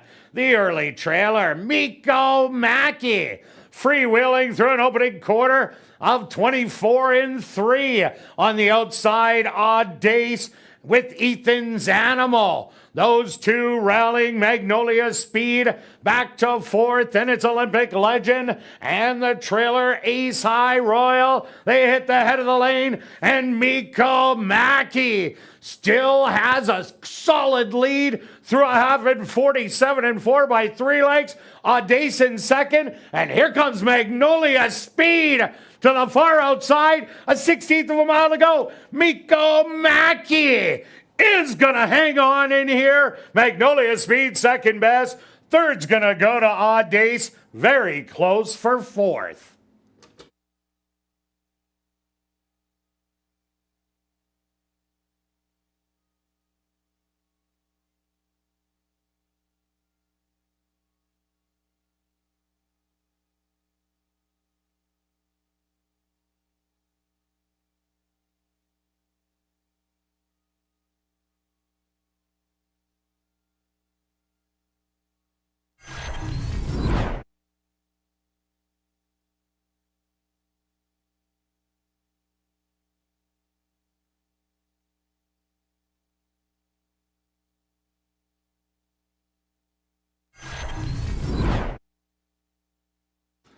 The Stewards are posted number 2, Mikko Mäki, as your race winner. Second goes to number 5, Magnolia Speed. Third to number 3, Audace. And fourth to number 6, Ethan's Animal. They went the opening quarter 24-3, the half 47-4. 5 furlongs, 1 minute and 4 fifths. Time for the 5.5 furlongs, 1:08.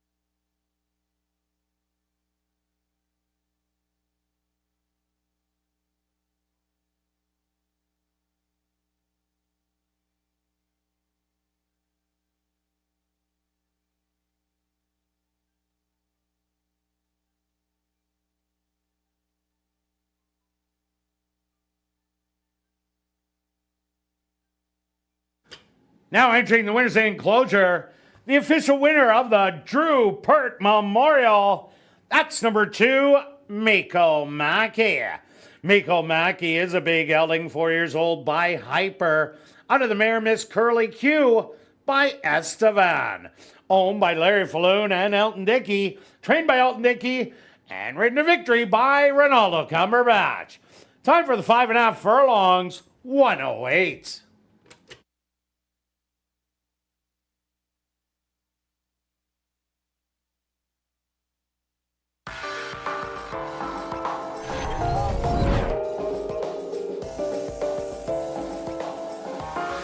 Race 3 is official in the upcoming 4th race. Kicking off, $50,000 guaranteed pick 4 wagering. There are no changes, but we'll give you all the changes in this evening's pick 4. No changes in race number 5. Turning your programs to race number 6. Scratch number 1, better make that 2. Number 7, buttons are not toys. Make the jockey Neville Stevenson. Turning your programs to race number 7, scratch number 1, be aware. $50,000 guaranteed pick 4 wagering starts right here in race 4. They'll go to post in 14 minutes.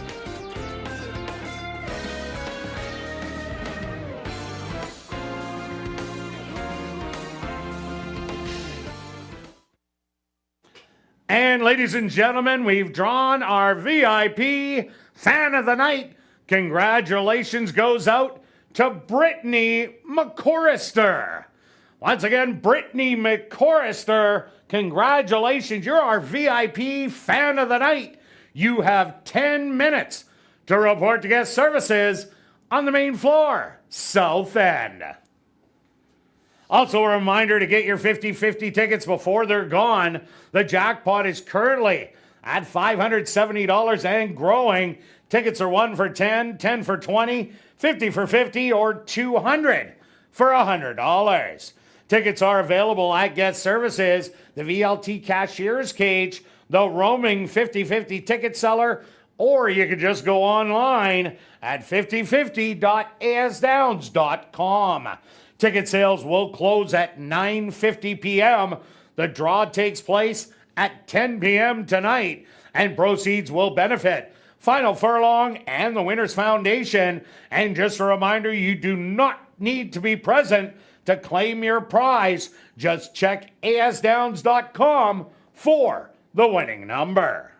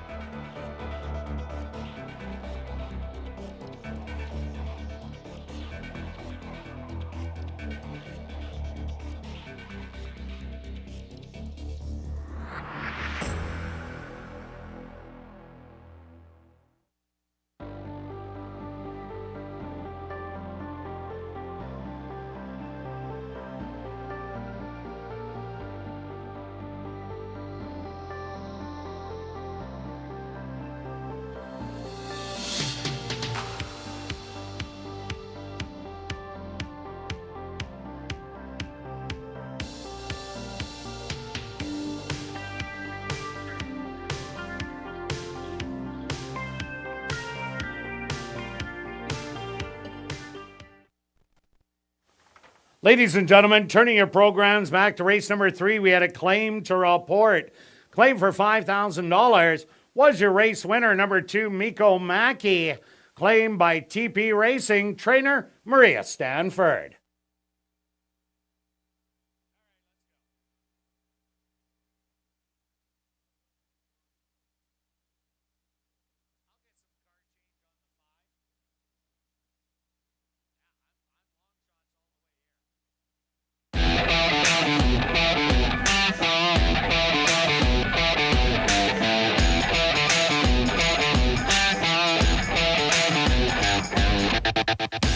And welcome back down the paddock for race number 4. Kick it off, $50,000 guaranteed pick 4 wagering with an allowance optional $12,500 claimer for 3-year-olds and up. They're going to go 5.5 furlongs.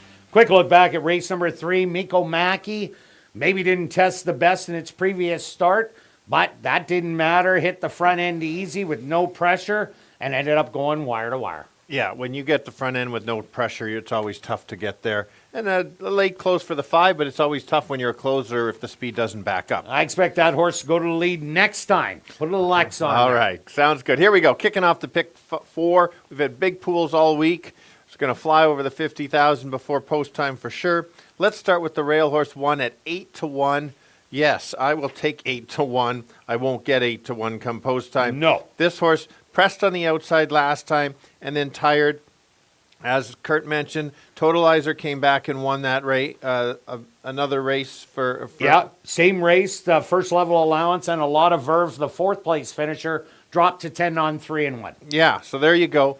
I also like that this horse will probably sit just off. Doesn't have to be. Second start off a layoff with Jared Brown's always good. I went to number 5, Burn Jakey Burn. This horse has one going the distance. Speed out of the 1, 2, 4, and 6. It is a great closer in here. It'll be sitting last, trying to swoop them all. And Black Tea should be the speed of the speed in here. Doesn't always get there a lot of seconds, but could be controlling speed, so watch out there. And the 3, Dare to Endure. What a great debut. Stalking, pouncing, drawing off to win by 3. Well, we're going to see what happens to these allowance and on 2 lifers jumping up into the open first level allowances, but what a great debut. And how about the other co-favorite is the 2, 9 out of 14 last year in first or second, 9 out of 10 at ASD. This horse simply finds a spot and wins races. If this horse is ready to go, we could continue. And number 6, Peso, was forwardly placed in that race that had suicide fractions. Come to the head of the lane, the horse bobbled a bit, the jockey took hold and went right to the back, so kind of throw that race out. A good tightener, a wide open 4th race stretch. What do you have? I've got only one bet. It's a pick 4. 1, 4, and 5 with 2, 3, 5 with 3, 4, 5, 6, 7 with 3 and 6. Included your long shot in. And I'm going to go 1 and 5 with 1, 3, 4, 5. Then I'm going to key the 5. Then I'm hitting the all button for $56 stretch. I had to run down and get car change, so I'm going 20 on the 5. Yourself? I'll go to the 1 along the rail. All right, 23 to show on the 1. Good luck with all your wagers here in race 4. We'll see you back for race 5, our first of 2 co-featured events, the Red Berry.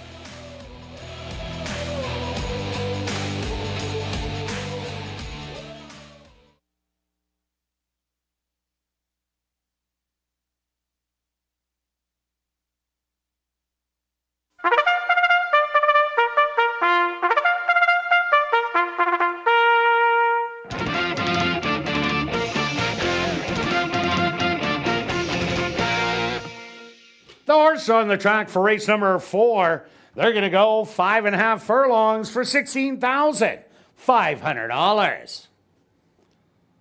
Number 1 is Slew's Back, owned by King Couture and Sharon Owl, trained by Jared Brown with Dario Dalrymple. Number 2 is Ratliff City, owned by Murray Clear Sky, trained by Sherry Lang with Arthur Badu. Number 3 is Dare to Endure, owned by Arneson Farms, trained by Lise Pruitt with Antonio Whitehall. Number 4 is Black Tika, owned by Drop-In Racing, James Keplin and Parker Wallette, trained by Steve Keplin Jr. with Sven Baurup. Number 5 is Burn Jakey Burn, owned by Wind Dancer Stable and Norm Suderman, trained by Wendy Anderson with Demario Bino. Rounding out the field is number 6, Peso, owned by Homer Thoroughbreds, trained by Jason Homer with Neville Stevenson. $50,000 guaranteed pick 4 wagering starts right here in race 4. They'll go to post in approximately 4 minutes.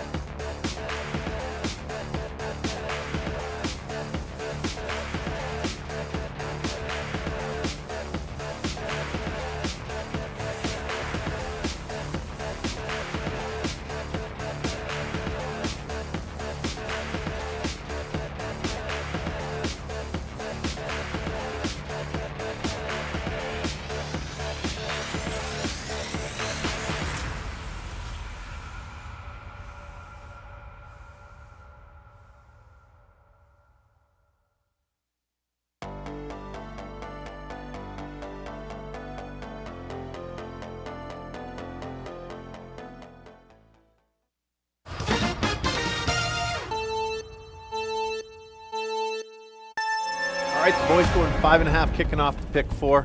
Very competitive optional allowance field. I'm going to take the 1 horse along the rail at 7-1. Huge overlay. This horse should not be going off at this price. Had a tough trip last time on the outside. Now goes to the inside. Should get a nice trip behind the early speed and try to make a late run. Faced tougher last year, so we'll see if it can handle it. Who's the speed of the speed? That's the 4 current favorite. We'll try to go gate to wire. Isn't going up in class, but might be able to handle it. And then the other horse you can't leave out is the 5. That's Kirt's horse. He'll be coming from the back. So 1, 4, and 5. Kirt. Yeah, Stretch, I see a lot of speed in this race. 1, 2, 4, and 6 all have good early speed. So I like the 5, Burn Jakey Burn, to sit on back and wait for them to duel themselves into submission. Ran a good race last time out. Was only a length off a Lab Rat for second money, but just looks bad on form. But the Ronald one's so easy. I do like your pick on the inside. Number 1, Slew's back. That seems to be a key race from last time out. I expect more horses to come back and win, and round it out with number 4, Black Tika. That is the speed of the race that, if it gets loose, has to be caught. So 5, 1, and 4 for me. Good luck here in race number 4.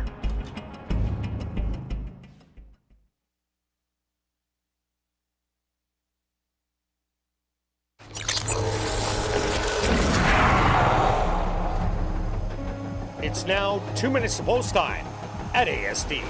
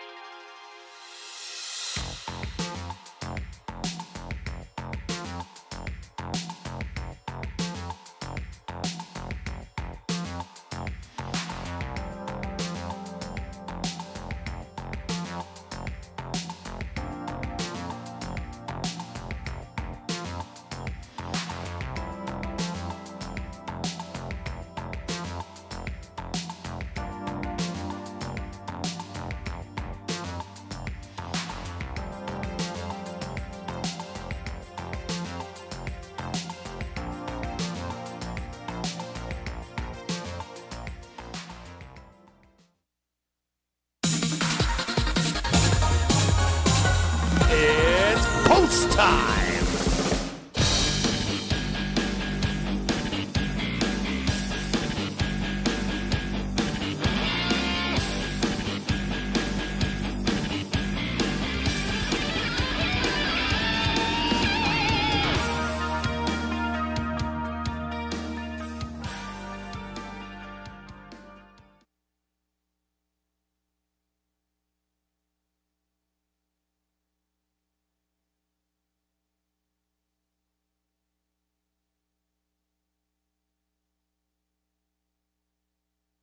Ratliff City, the first to enter the starting gate. Next up, Dare to Endure. Black Tika, the 4 to 5 favorite, steps right in. Jakey Burns' turn. Just 2 left to load. Ratliff City a little fractious, now settled. And now just waiting on Slew's back. In the rail position. The field is set, they're at the post. And they're off. Breaking a bit to his knees was Slew's back. And straight to the front end, Black Tika.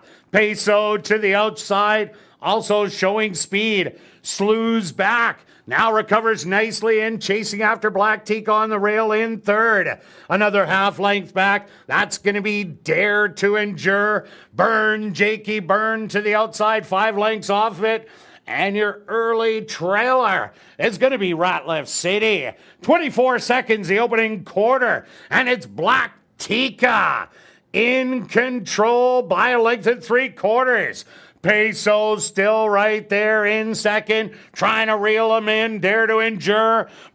Jakey Burn to the far outside. Slew's back to the inside. They hit the head of the lane. Black Tika trying to hang on, but Peso is coming to him to the outside. Black Tika and Peso. Dare to Endure, but it's going to be Peso blowing up the tote board. $71. Black Tika in second. Third's going to go to Dare to Endure. And fourth to Jakey Burn.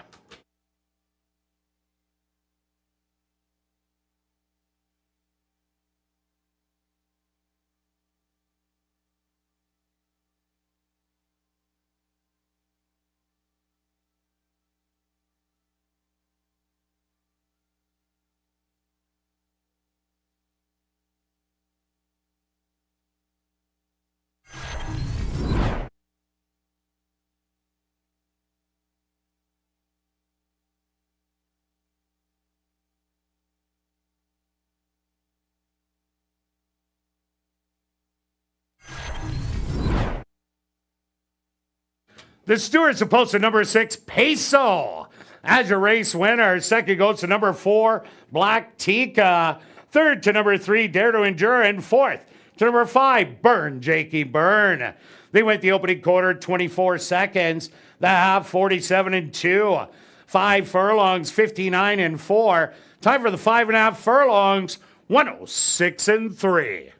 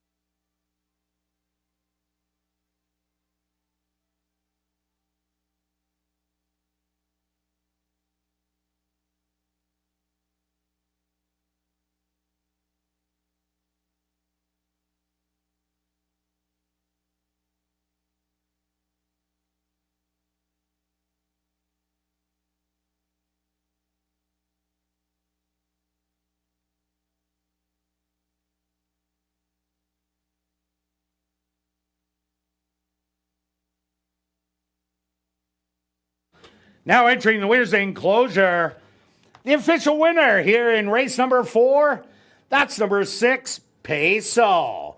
Peso is a bay gelding, 6 years old, by Pioneer of the Nile, out of the mare in Kangaroo by Orientate. Owned by Homer Thoroughbreds, trained by Jason Homer, and ridden to victory by Neville Stevenson. Time for the 5.5 furlongs, 106-3.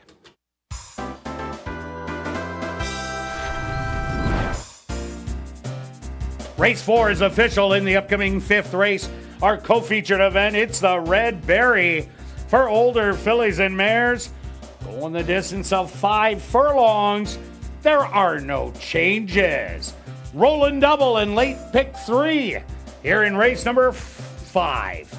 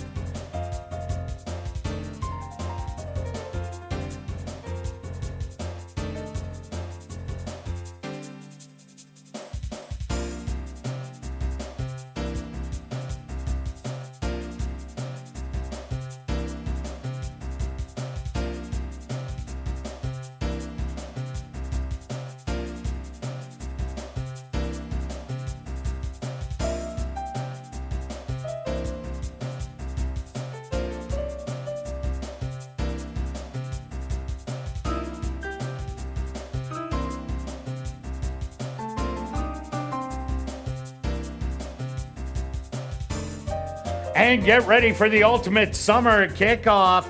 Join us for our first Manitoba Night Market and Festival that will take place this Sunday, June the 8th, right here at Assiniboia Downs. Over 20 food trucks, over 100 local vendors, live entertainment, and tons of fun for the kids. It's a summer event you don't want to miss. Mark your calendars and visit asdowns.com for full details. Hope to see you there.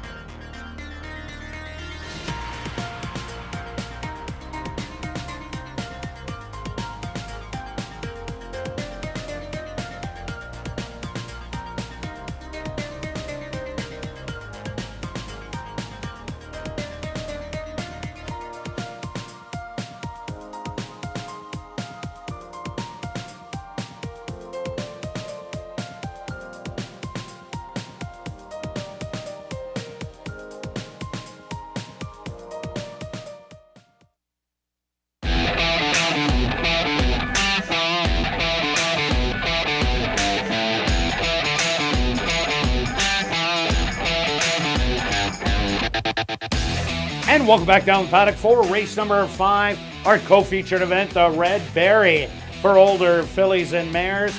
They're going to go 5 furlongs. Quick look back at race number 4. Well, the speed of Black Tika, Peso, I watched that replay. I said stumbled at the head of the lane. Jock took hold, made it look really bad.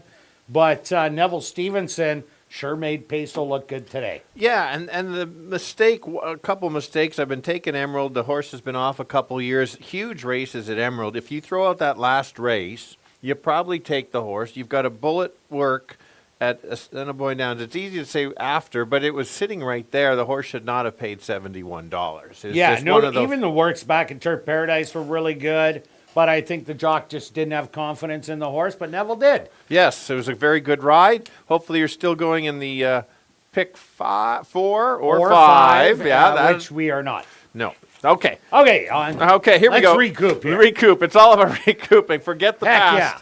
All right, let's go half in the wrapper here.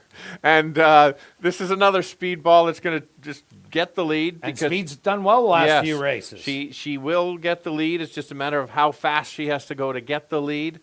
Big race last time. Toyed with the field. Facing much tougher today. It's just a matter of we've got the right distance. It's just the class is going to be the concern. We've got a couple classy horses in here, but I don't like 8 to 5. I would need closer to about 3 or 4 to 1. Yeah, no doubt about it. Number 3, Sophia's Storm, my top choice. Well, she just toyed with that second level allowance last time out. Got the lead, and Sven Balrup, he was grinning every step of the way with a pile of horse and had something left. This horse does not need the front end. It does have closing ability. It showed it several times. I don't expect it to be sitting too far away. I'm thinking maybe in third in here, but Sophia's Storm, big shot off that last race. Absolutely. My price horse, 14 to 1, shouldn't be as the 2. This horse ran a nice second to the top, your top selection. That's fair. You take a look at Michael Nault's training angle of second off a layoff, 36%. I like that. This horse has been right in the mix. If they're getting a battle, if maybe the 3 goes too quick, going after it, this horse certainly belongs and shouldn't be 10 to 1. Also, take a look at number 1, Mechanic Susie, a win machine last year, winning 6 out of the 7 starts. The only blemish was at the end of the year on and off racetrack. But Mechanic Susie, she won her first out and just kept on going last year. Beautiful workouts coming in, 2 really nice half miles, both the best of the day, and a nice 5 furlong in 101 and 2. She'll be a stalking type on the rail with a top jock. Yeah, let's go to the outside horse. When was the last time you saw, well, I guess last time you saw Cage Princess at 16 to 1, which was the last time this horse ran. Anyway, last year won 5 races. Interesting stat that this horse wins, she wins at 5.5, but doesn't really win at 5. So interesting stat, but she has the speed. Certainly can be out there. We saw the outside speed win the last. And the blinkers are on today, yes, where they weren't on last time out for the first time in some time. Also look at number 4, Secret Glenda. Secret Glenda went right to the lead and hung on for the win. Distinctive Deb, the second place finisher, came back to romp in her next race. So Secret Glenda, if she goes to the front and she's one-dimensional, half in the wrapper is going to take care of her. But if she can stalk and pounce, that'll be very valuable in this race. But let's go to our bets here in race 5, Stretch. What do you have? Just going to go with a $10 exactor, 5 with 2 and 3. And myself, I'm going to go double hunting. I'm going to take the 1 and 3 in here to the 5 and the 6. Good luck with all your wagers here. Oh, I am. I'm going to do a card change. Are you doing card change? Chewy. Hey, look at I've got a new picture. Oh, I have a few extra. Go. I've got some price horses the rest of the way. You go. I'm out. 20 to show on the 2. All right. Good luck with all your wagers here in race 5, and we'll see you back for race 6. Classic High 5 wagering.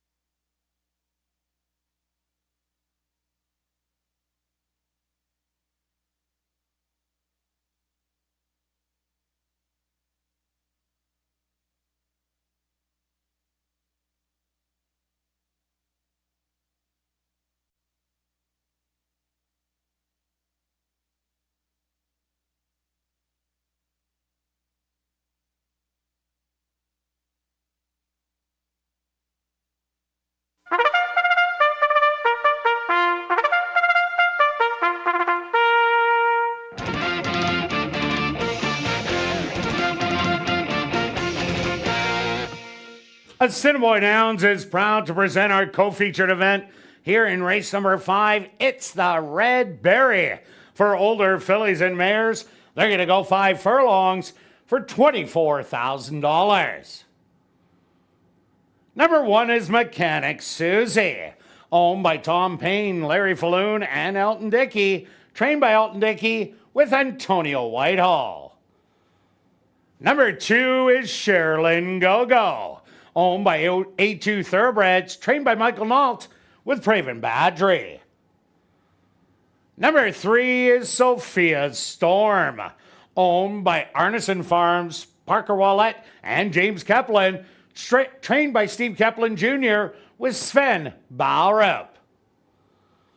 Number 4 is Secret Glenda, owned by Dale Henry, trained by Tom Gardapi Jr. with Rashad Knights. Number 5 is Half in the Wrapper, owned by Windancer Stable and Pierre Escroll, trained by Wendy Anderson with Neville Stevenson. Rounding out the field is number 6, Kate's Princess, owned by TP Racing, trained by Maria Stanford with Ronaldo Cumberbatch. The Red Berry, here in race number 5, they'll go to post in approximately 4 minutes.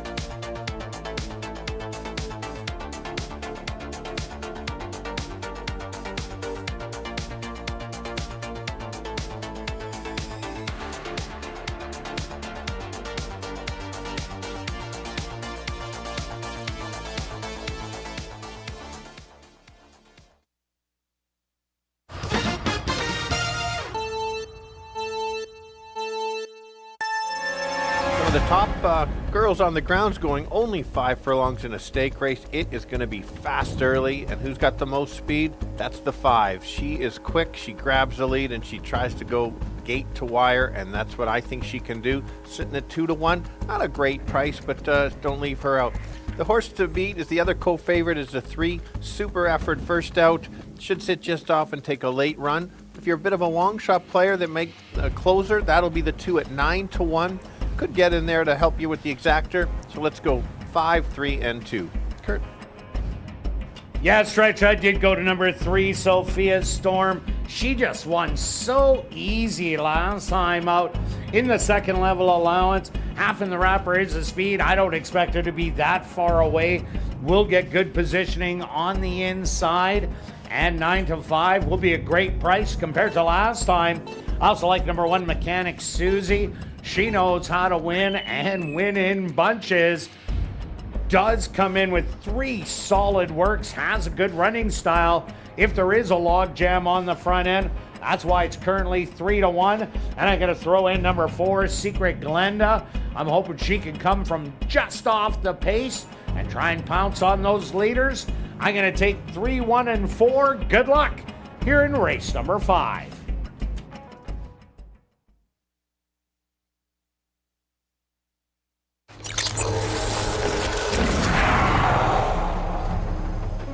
It's now 2 minutes to post time at ASD.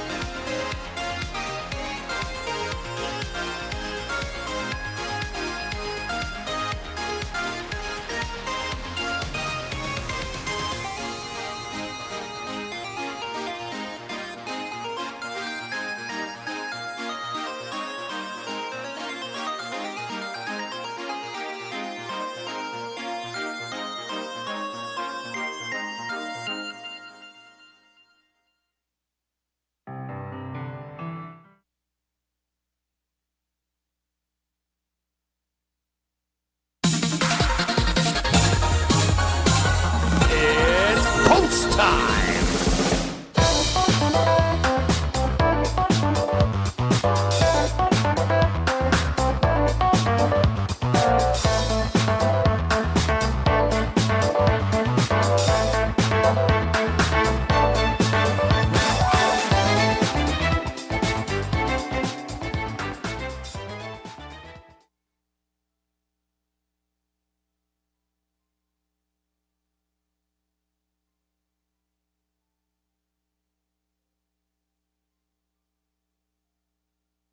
Mechanic Susie leads the Phillies and Bears into the starting gate. Sherilyn Gogo, the next to go in. Here comes the 8-5 favorite, Sophia Storm. Secret Glenda's turn. Just 2 left to load. Half in the wrapper. And now just waiting on Kate's Princess.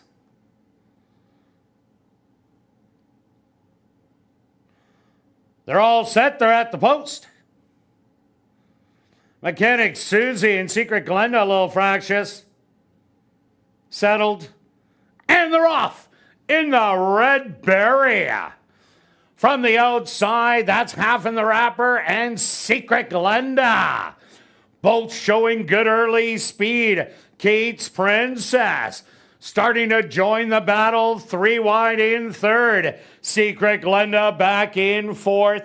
4 lengths back to Mechanic Susie. And the early trailer, Sherilyn Gogo. A 3-way battle on the front. It's Secret Glenda, half in the wrapper, Kate's Princess, and now Sophia Storm on the far outside, collars the leaders, and will get the lead as they hit the head of the lane. It's Sophia Storm with the lead. Kate's Princess in second. Sherilyn Gogo coming with a big late rally, but it's all Sophia Storm who's going to take the red berry by 3 lengths. Sherilyn Gogo second best. Very close for third between Mechanic Susie and Kate's Princess.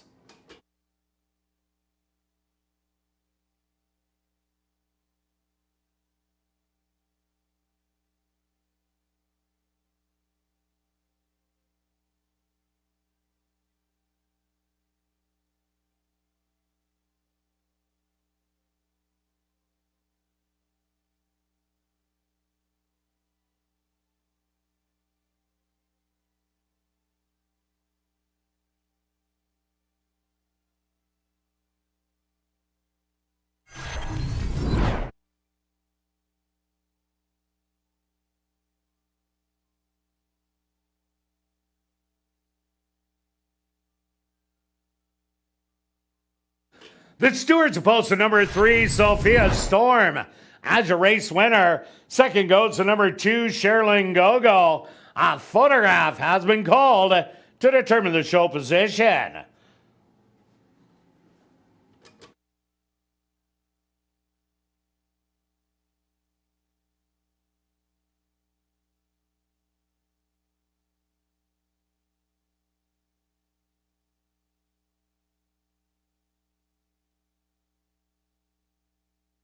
Results of the photo show number 1, Mechanic Susie. Finishing third. Fourth goes to number 6, Kate's Princess.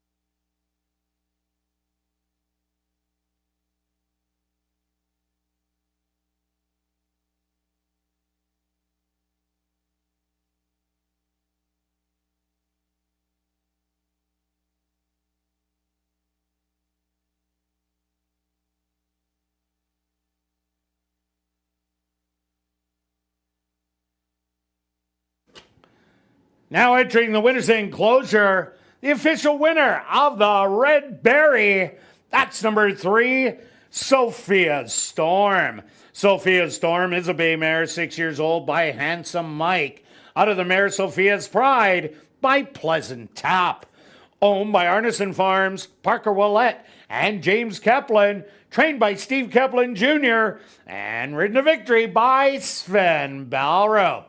Assiniboia Downs is very pleased to have on hand our Chief Executive Officer, Darren Dunn, to make a presentation to the winning connections.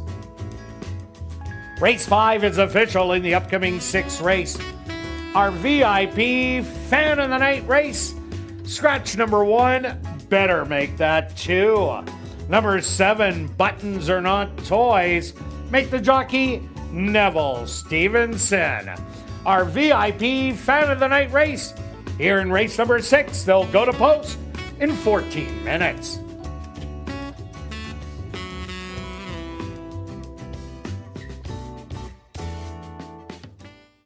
Time is running out to get the 50-50 tickets. The current jackpot is $890 and still growing.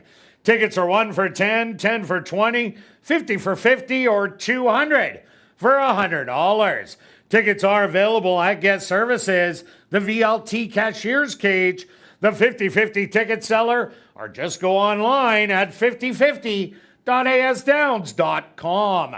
Sales will close at 9:50 p.m., just a little over 23 minutes away.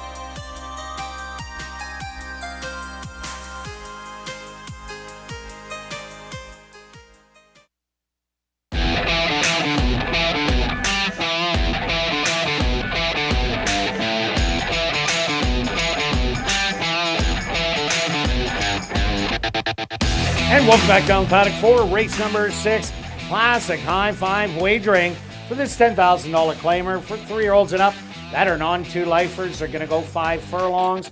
Scratch the 1, better make that 2. Number 7, buttons are not toys. Make the jockey, Neville Stevenson. Quick look back at race number 5. Well, there was that log jam on the front end between 4, 5, and 6. Sven Balrup, I seen his smile sitting at the 3/8 pole when he made the move there. He had a pile of pony, blew on by, and went to a rather easy win. Yeah, and got the jump on the 2. Made a nice late close to get up, but that's the closer. You got to make the notes for next time, like you said. 4, 5, and 6 were battling it out. So let's keep moving. There was over 30,000, 130,000 in the pick 4, just under 2,000, 2,100 left. 2,100 left. 2,100 Okay. left coming into this race. So my top selection, who Jake's already figured out, Silver Blur, makes sense on the name. Take a look, very silverish. No doubt. All right, couple works coming in. This horse was off 2 years last year and ran back-to-back big efforts. This time he's only off a year, so less than a year. So I think that's a good sign. Lightly raced, ran against some good stuff, and those 5 furlong works say that this horse should be conditioned and ready to go the 5.5. Or the 5, sorry, only 5. Yeah, 5 furlongs. My top selection is number 5, Kentucky Jake. Kentucky Jake started out the year in good fashion in a restricted non-2 lifer, then jumped into the non-3 lifer and got beat by a really nice horse on a roll, that being Ratliff City. Only got beat by 2 lengths. Is in a much softer spot than last year. It was in the allowances, starts out at the 10,000.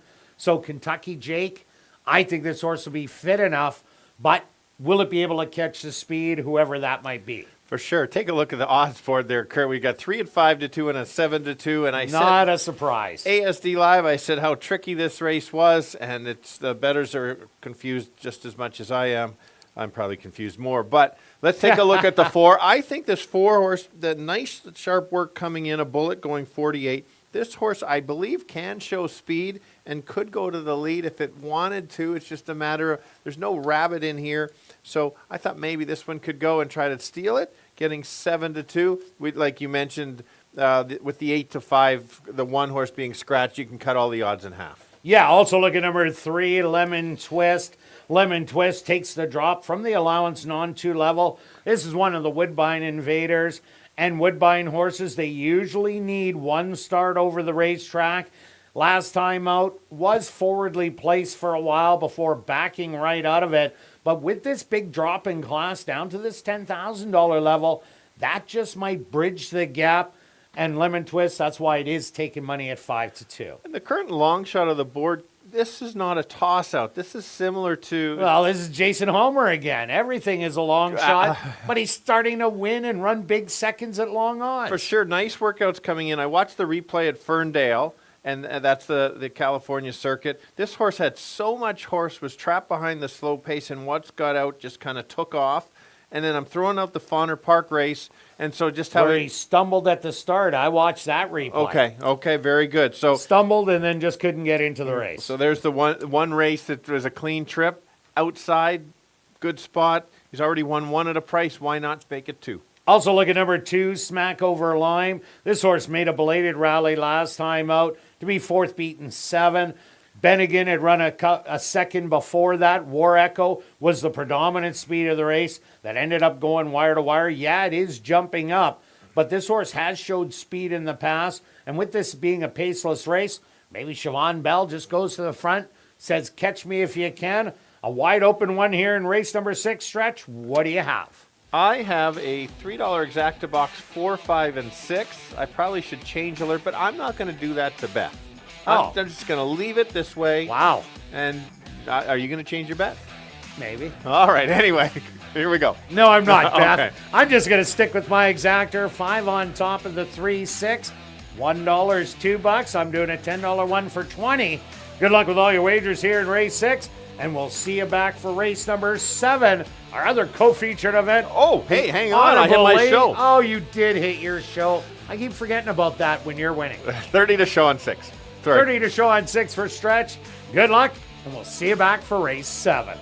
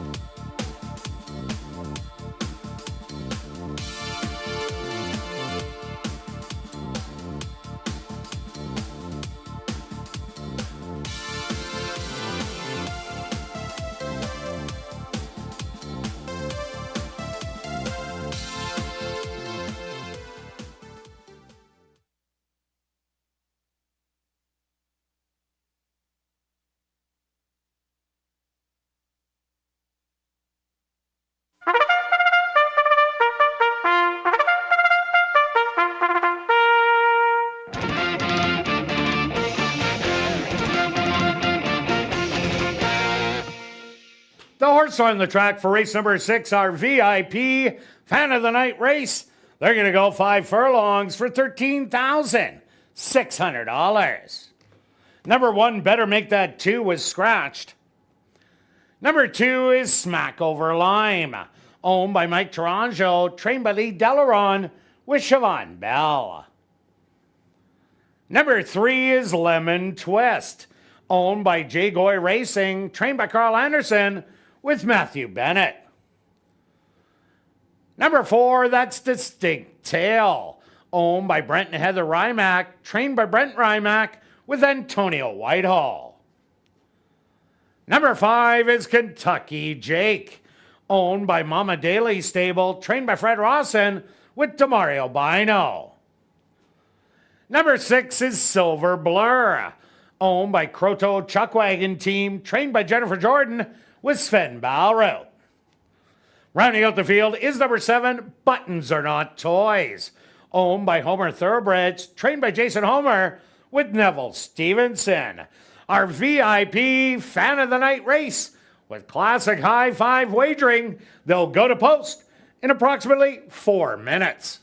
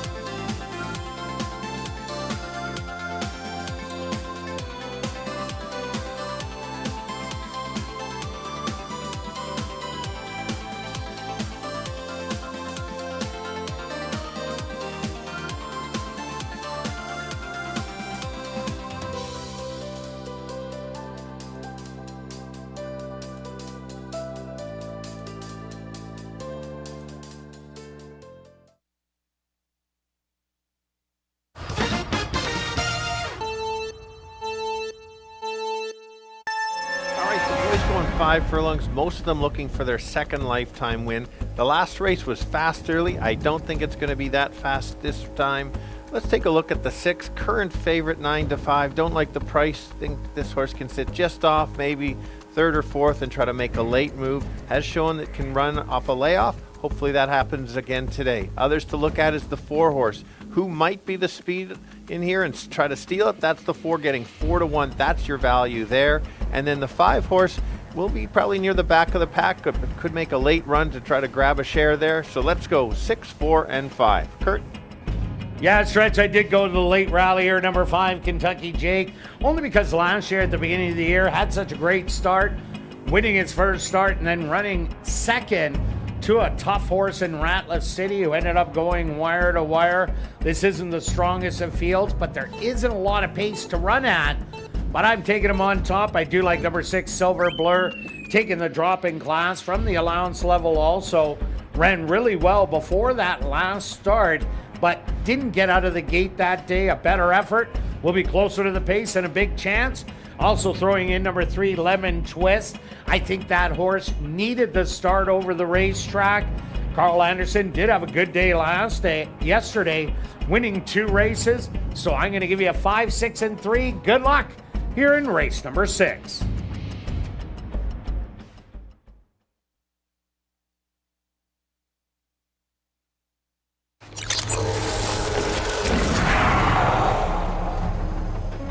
It's now 2 minutes to post time at ASD.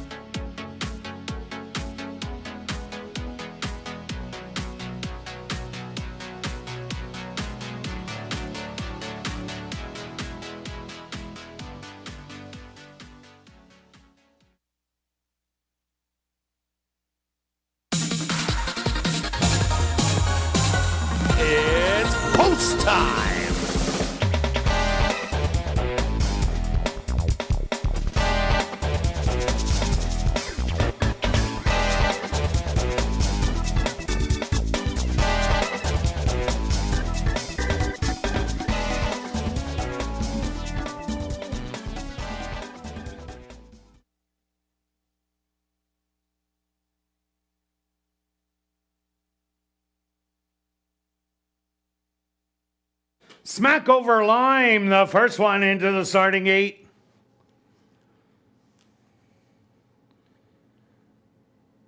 Next up, Lemon Twist moves in.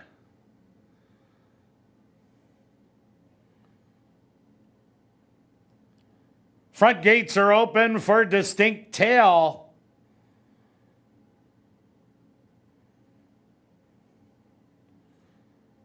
Now that he's in, they'll close the front gates. Kentucky Jake's turn. Just 2 left to load. The 2-1 favorite, Silver Blur. And now just waiting on Buttons Are Not Toys to the outside. The field is set. They're at the post.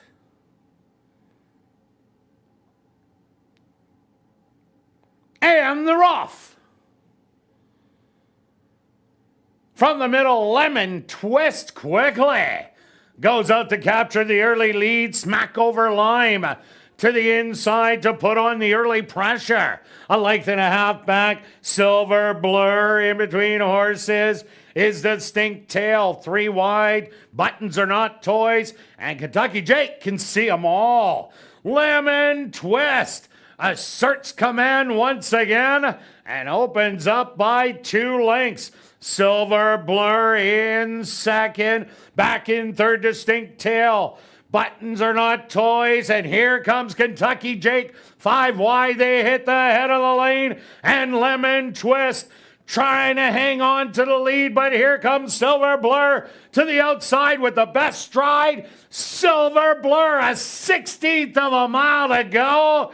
It's going to blow on by. Silver Blur's going to take it. Second best is Lemon Twist. Third's going to go to Kentucky Jake. Fourth to Distinct Tail. And fifth to Smack Over Lime.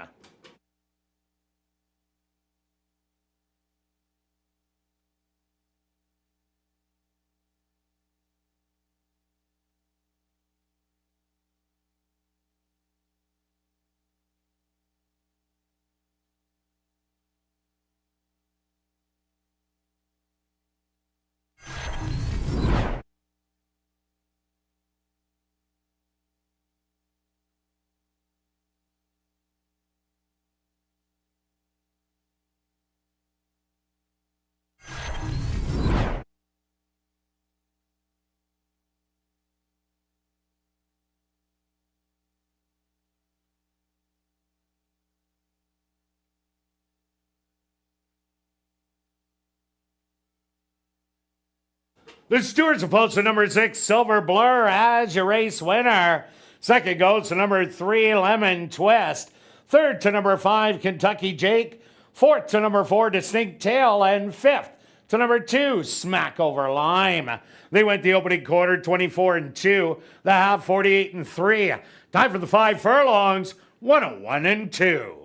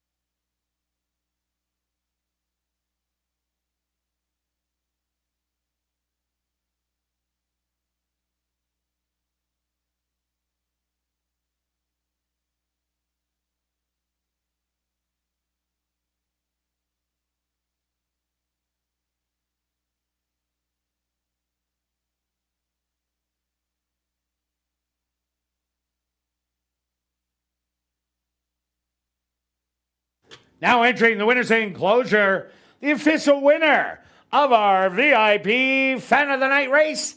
That's number 6, Silver Blur. Silver Blur is a Grey Roan horse, 6 years old, by Tappet. Out of the mare Living the Life by Footsteps in the Sand. Owned by Croto Chuckwagon Team, trained by Jennifer Jordan, and ridden to official victory by Sven Balrup. Time for the 5 furlongs, 101 and 2. Congratulations goes out to jockey Sven Balrup, who scores the double. Back-to-back wins for jockey Sven Balrup. Race 6 is official in the upcoming 7th race. Our co-featured event, it's the Honorable Lady for 3-year-old fillies. Scratch number 1, Be Aware. Classic high five wagering. Here in race number 7, they'll go to post in 15 minutes.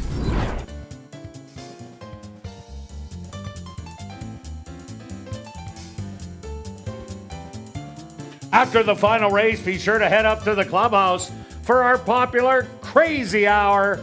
Beer, wine, and shots just $5 and 25% off all appetizers. And we have a $500 Crazy Hour free cash draw at 11:30 p.m. in the VLT Lounge.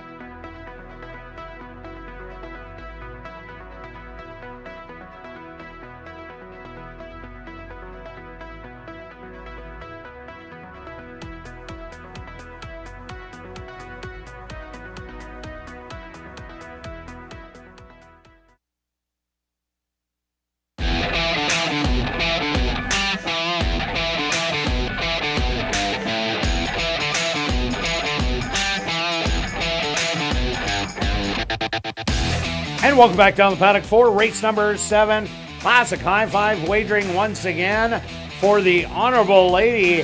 A stake race for 3-year-old fillies. They're going to go 5 furlongs. Scratch number 1, Be Aware. Quick look back at race number 6, Silver Blur. Was a perfect stalker to Lemon Twist, who I said needed that start over the track and almost tried to steal it. But Silver Blur in the end ran huge, and Kentucky Jake just needed some more ground, was way too far back, but a great ride by Sven Balrup. Yeah, he's been riding so well, a good call, and the pattern that he runs well off a layoff for this. So here we go, last race, close it out the week. It's been a good week. There's some Good week and a tough race to end it off. Tough race, a fun stake race. I'm glad how it was designed to finish the week off with this one. I did not think I would have the favorite in here, and that would be the 6. I thought I found a bit of a price at 5-1 morning line. Public sees what I see. And I just like this last 2 of the last 3 races. I'm throwing out the middle race at Fawner. I liked how this horse ran stock last time, and a pretty good time for that day on a slower track. And then we saw Island High come back and win. The 6 did run against Older, which I also do like there. Yeah, that's a great angle. I went to number 5, Casually Classy. Pretty well everybody in here, except for Casually Classy, has early speed to go out. This horse got left in the gate last time out, lost about 3 lengths, but really came running down the lane to only lose by a length of 3/4 at Fawner Park. The races at Canterbury in those stalking efforts, and even the Delta Downs races are good. $100,000 stake. I wouldn't leave this out, and you're getting great odds at 9-1. Well, just I don't have time for story time, but I think I was there when the horse at Canterbury, September 12th. That's all I'm saying. Oh, okay. I don't have time for story. I got to move on. Got to move on. Here we go. Second, let's talk about the 3. I was at the track that day that the horse ran. Anyway, this horse has won 3 races already lifetime. Won a big stake race, the Futurity here last year. That looked good. Went to Turf Paradise. Very impressed with that turf race when she was 10 lengths back and 1 going away. Very good. She's got the workouts coming in. She doesn't need the lead. She can stalk. Interesting to see what she decides. Also look at number 7, Sporting Star. Trainer Dewey Williams has started 3 horses and won all 3. This one, an impressive maiden debut, winning by 12 lengths. Wasn't able to watch film on this horse, but I did know that only 1 horse of the 2 that ran 2nd and 3rd came back to break their maiden in a restricted race, but a hot barn. Yeah, absolutely. Let's take a look at the 4, the Invader from Woodbine. We don't know how they're going to respond to the dirt, but if you look at the steady works, especially the last 2, Breezing Works going 103 and change, both of them.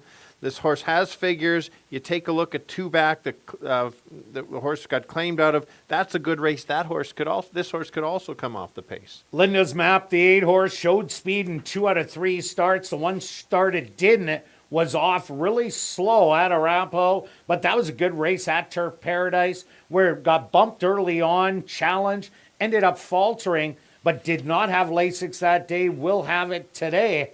So I think this is a great long shot at 11-1. Yeah, and the 2 horse that we don't have enlisted our picks certainly could win it and would not be a surprise if it did. Very good first out over the track. I like that, got used to it, showed some speed and then tired late. Certainly was the wake-up call last time. Today could be right to the And winner's again, side. older horses. All right, Yes. let's go to our bets in race 7. Stretch, what do you have? I'm going to go because I thought I was getting 5-1, but I'll keep it this way. 20 win on 6, 40 place on 6. I'm not going to get a change alert. I'm going to save them all for next week. I'm going to round it out with a triactor box and an exactor box. I like it. 5, 6, 7, and 8. $12 for the exactor. 24 for the try. Good luck with all your wagering here in race 7, and we'll see you back Tuesday. Oh, okay, Stretch. Where do you put it on? 33 bucks? 33 on the 6. Go ahead. All right. See you back Tuesday, 6:45 Central for ASD Live.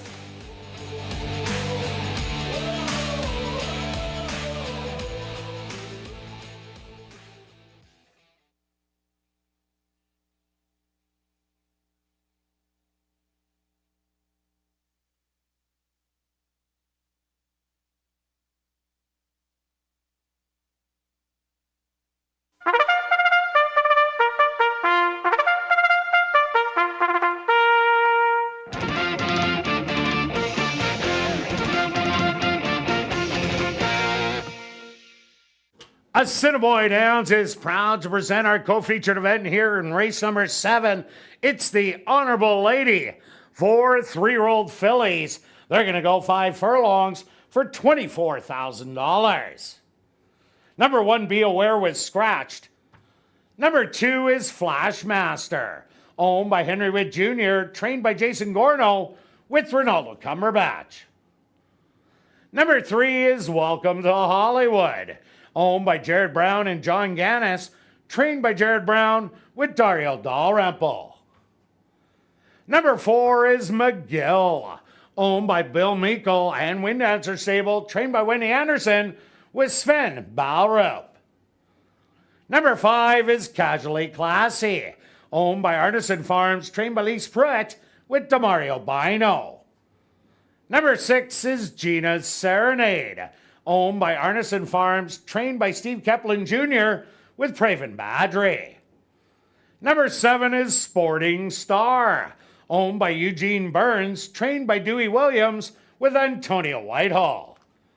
Rounding out the field is number 8, Linda's Map, owned by Linda Idell, trained by Carlos Moreno with Ronald Alley. The Honorable Lady here in race number 7 with classic high five wagering. They'll go to post in approximately 4 minutes.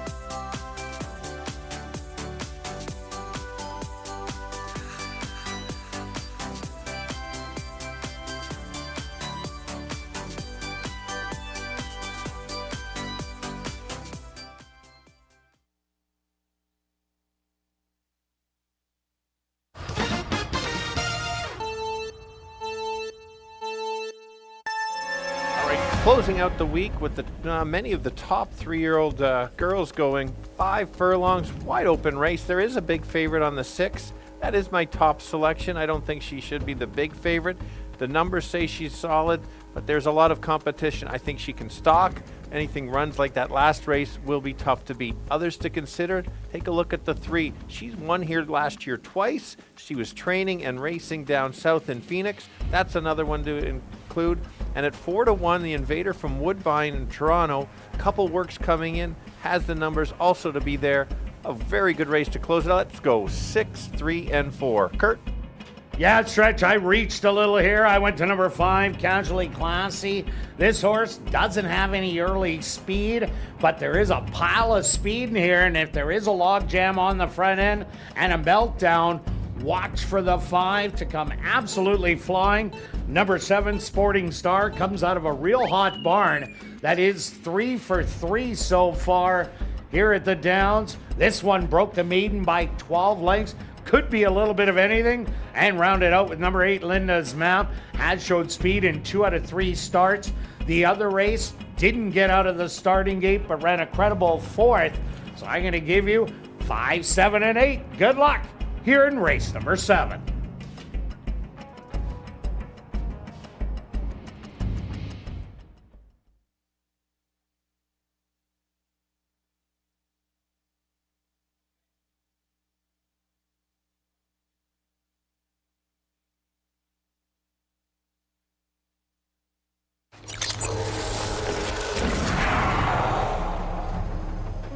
It's now 2 minutes to post time at ASD.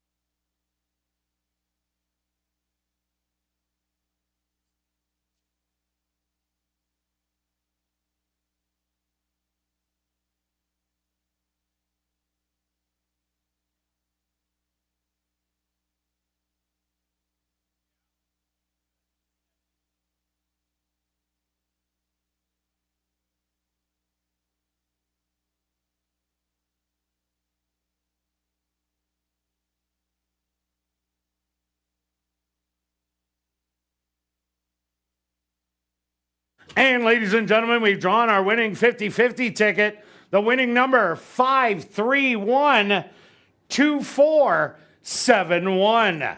Once again, the winning ticket in tonight's 50-50 draw, 5312471. Congratulations, you won $515. If you are on hand, please report to guest services on the main floor south end to collect your prize.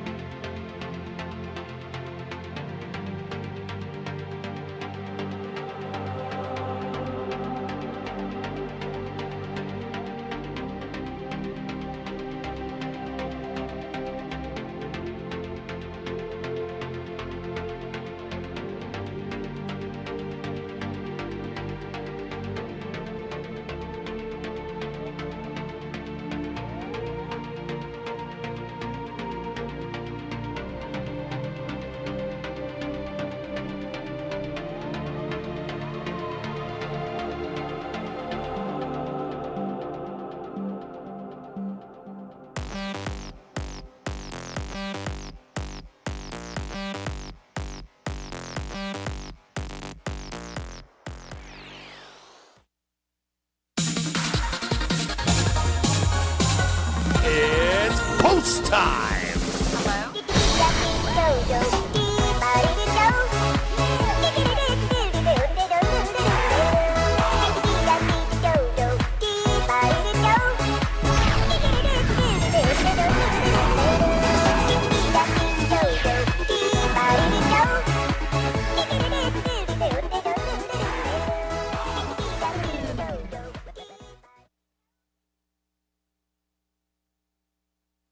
Welcome to Hollywood. We'll lead the 3-year-old fillies into the starting gate.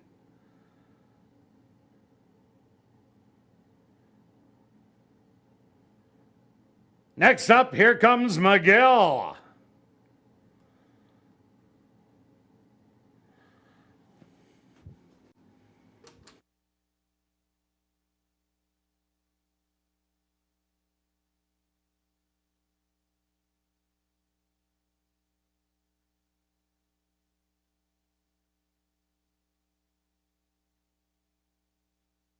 McGill will be loaded without the rider. Once McGill is in the starting gate, jockey Sven Bellrope will climb back aboard.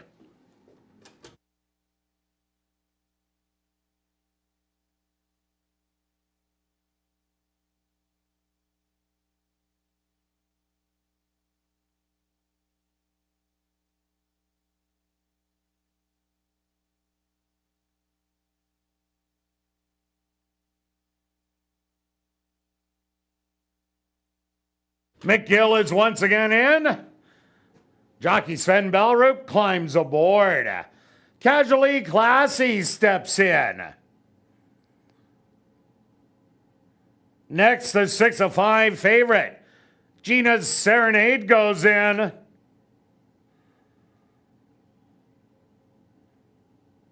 Sporting Star's turn.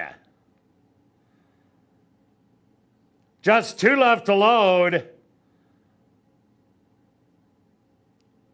Flashmaster from the inside. Sporting Star fractious in the gate, as is Gina's Serenade. Slight delay into the running of race number 7.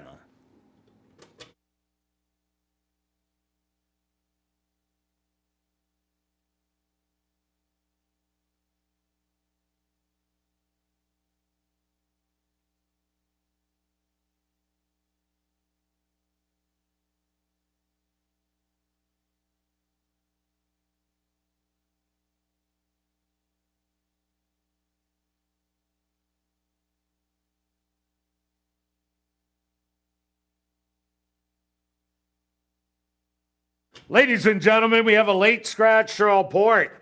And this is 7th race. Scratch number 7, Sporting Star.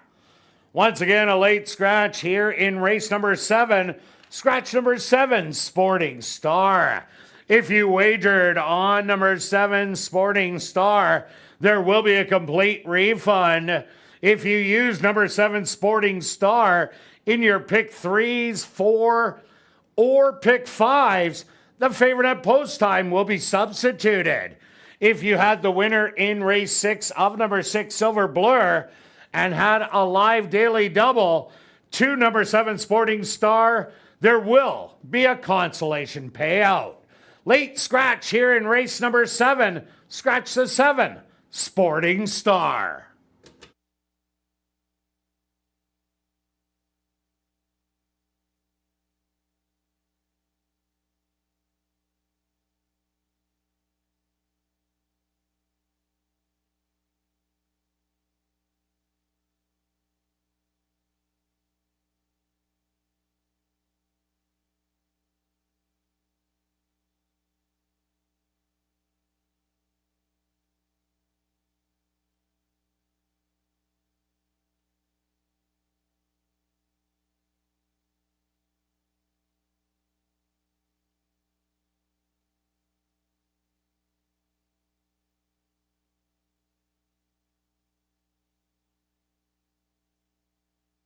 Ladies and gentlemen, the horses have unloaded from the starting gate.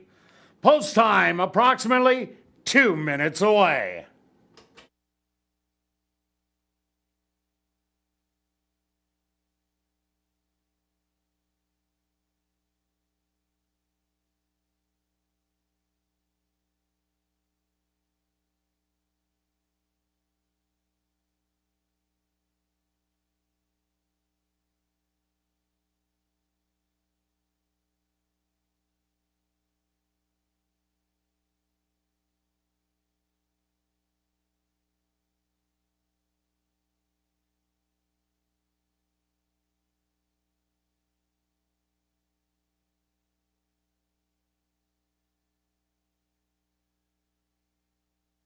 The riders have begun to remount their horses.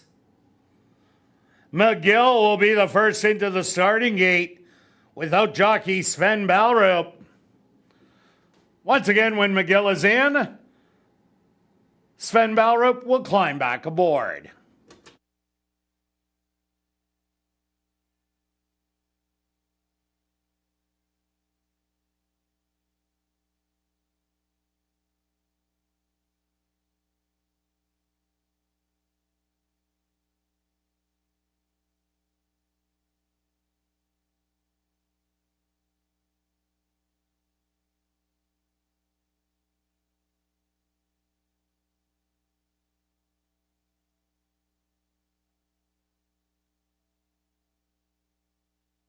McGill is in. Next up, Welcome to Hollywood.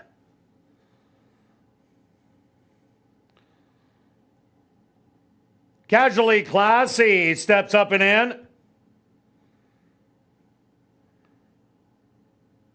The even money favorite, Gina's Serenade, walks right in. Just 2 left to load.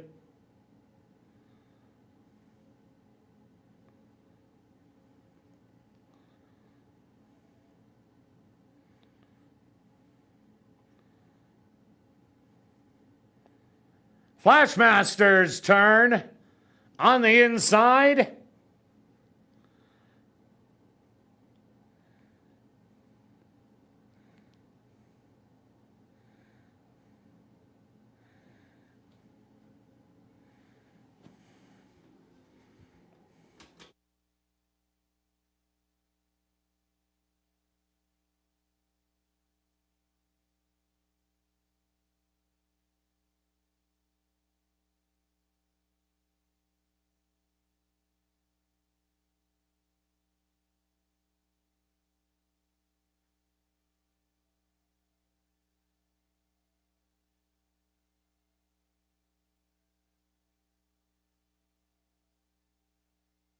Flashmaster will now load without jockey Ronaldo Cumberbatch.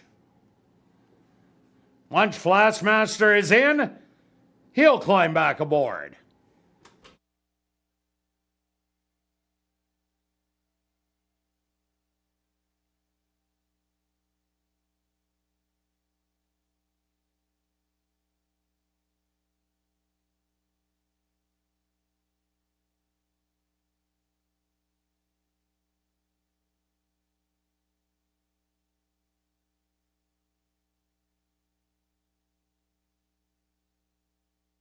Front gates are now open for Flashmaster.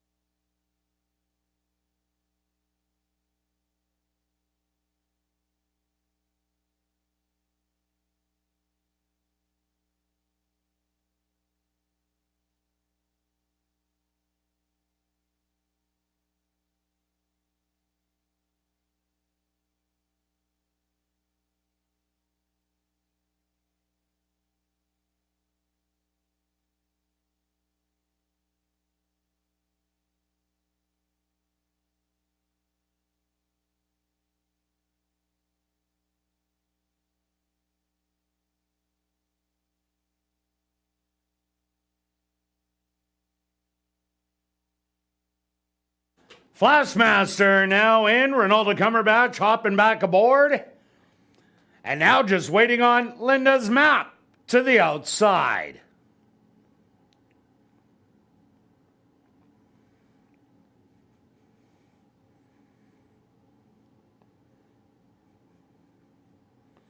Linda's map will also load without a rider.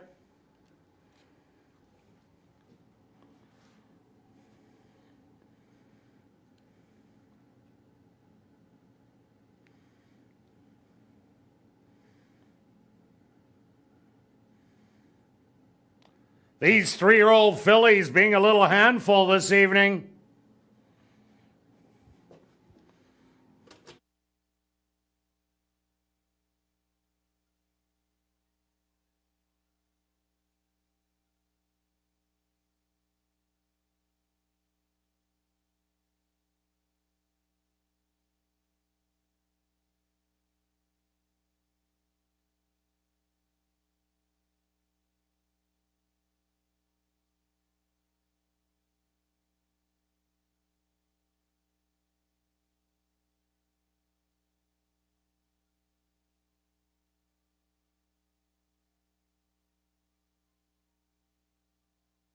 Flashmaster fractious in the starting gate. Again, a slight delay into race 7.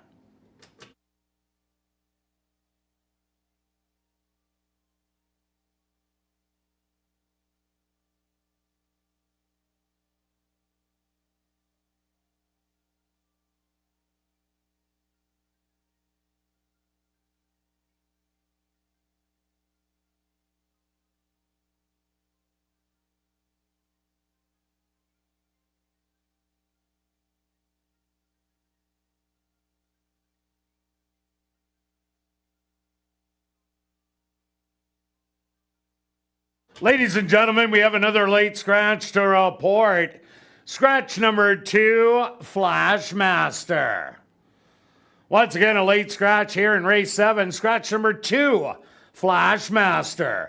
If you wagered on number 2, Flashmaster, it is a complete refund.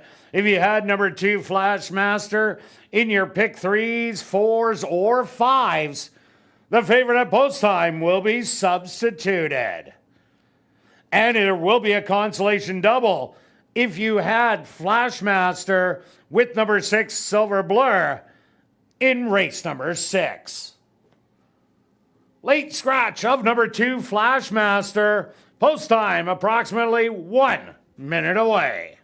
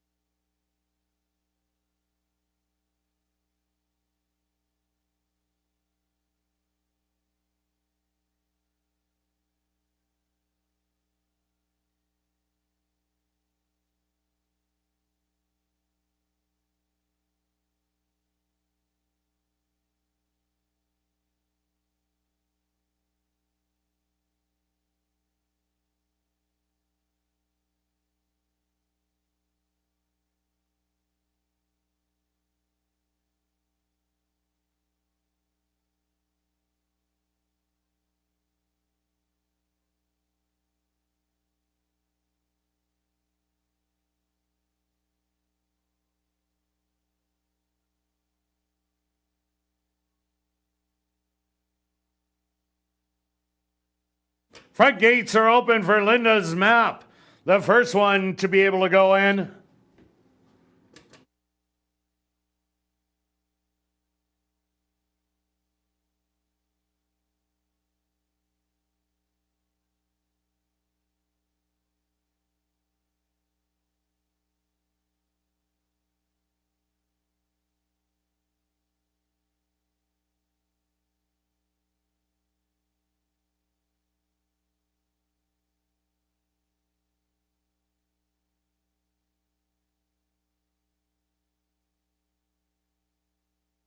Linda's map now loaded.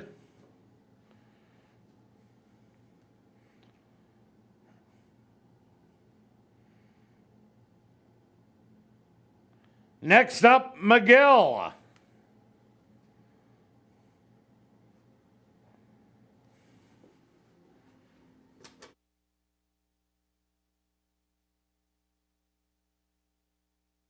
She's in.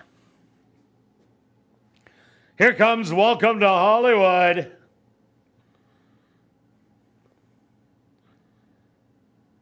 Just 2 left to load.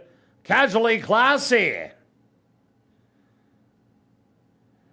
Now just waiting on Gina's Serenade. The field is set. They're at the post.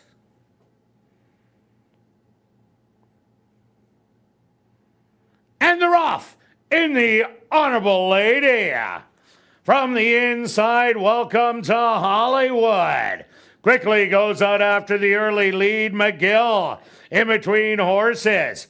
3 wide, that's Gina's Serenade. 4 wide, Linda's Map. And Casually Classy will just sit back and watch the action. 4 lengths off of it. It's Linda's Map and Gina's Serenade through an opening quarter of 23 3.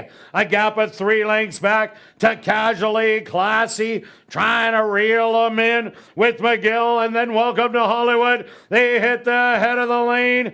Gina's Serenade spins out of the turn with the lead now by 2. Back in second, Linda's Map is going to take one more try, a 16th of a mile to go, and the favorite will not disappoint. Gina Serenade takes the Honorable Lady. Welcome to Hollywood rallies for second. Third's going to go to Linda's Map. 4th to McGill, and 5th to Casually Classy. Ladies and gentlemen, please hold all tickets. A Stewart's inquiry into the running of race number 7.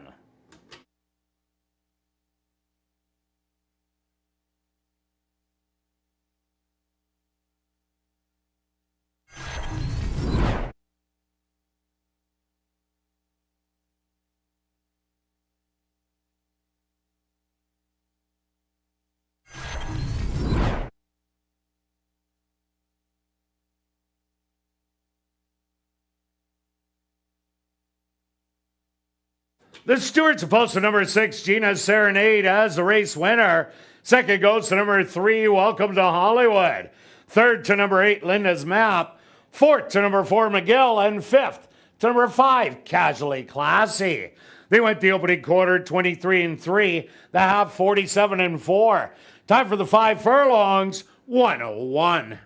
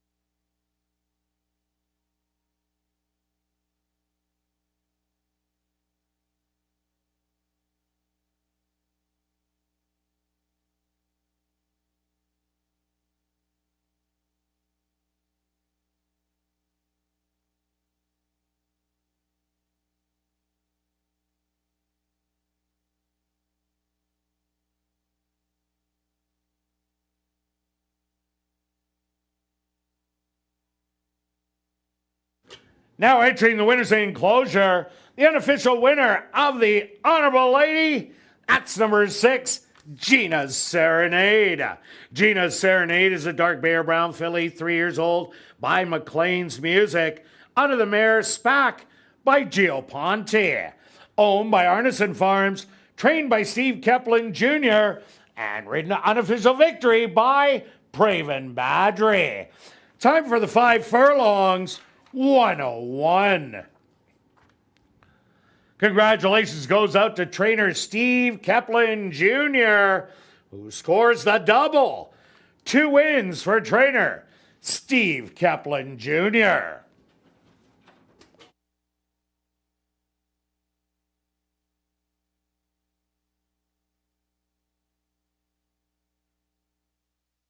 Ladies and gentlemen, the stewards are removing the inquiry sign off the board. 6, 3, 8, 4, and 5 will become official. Well, now it's time to head up to the clubhouse and enjoy Crazy Hour.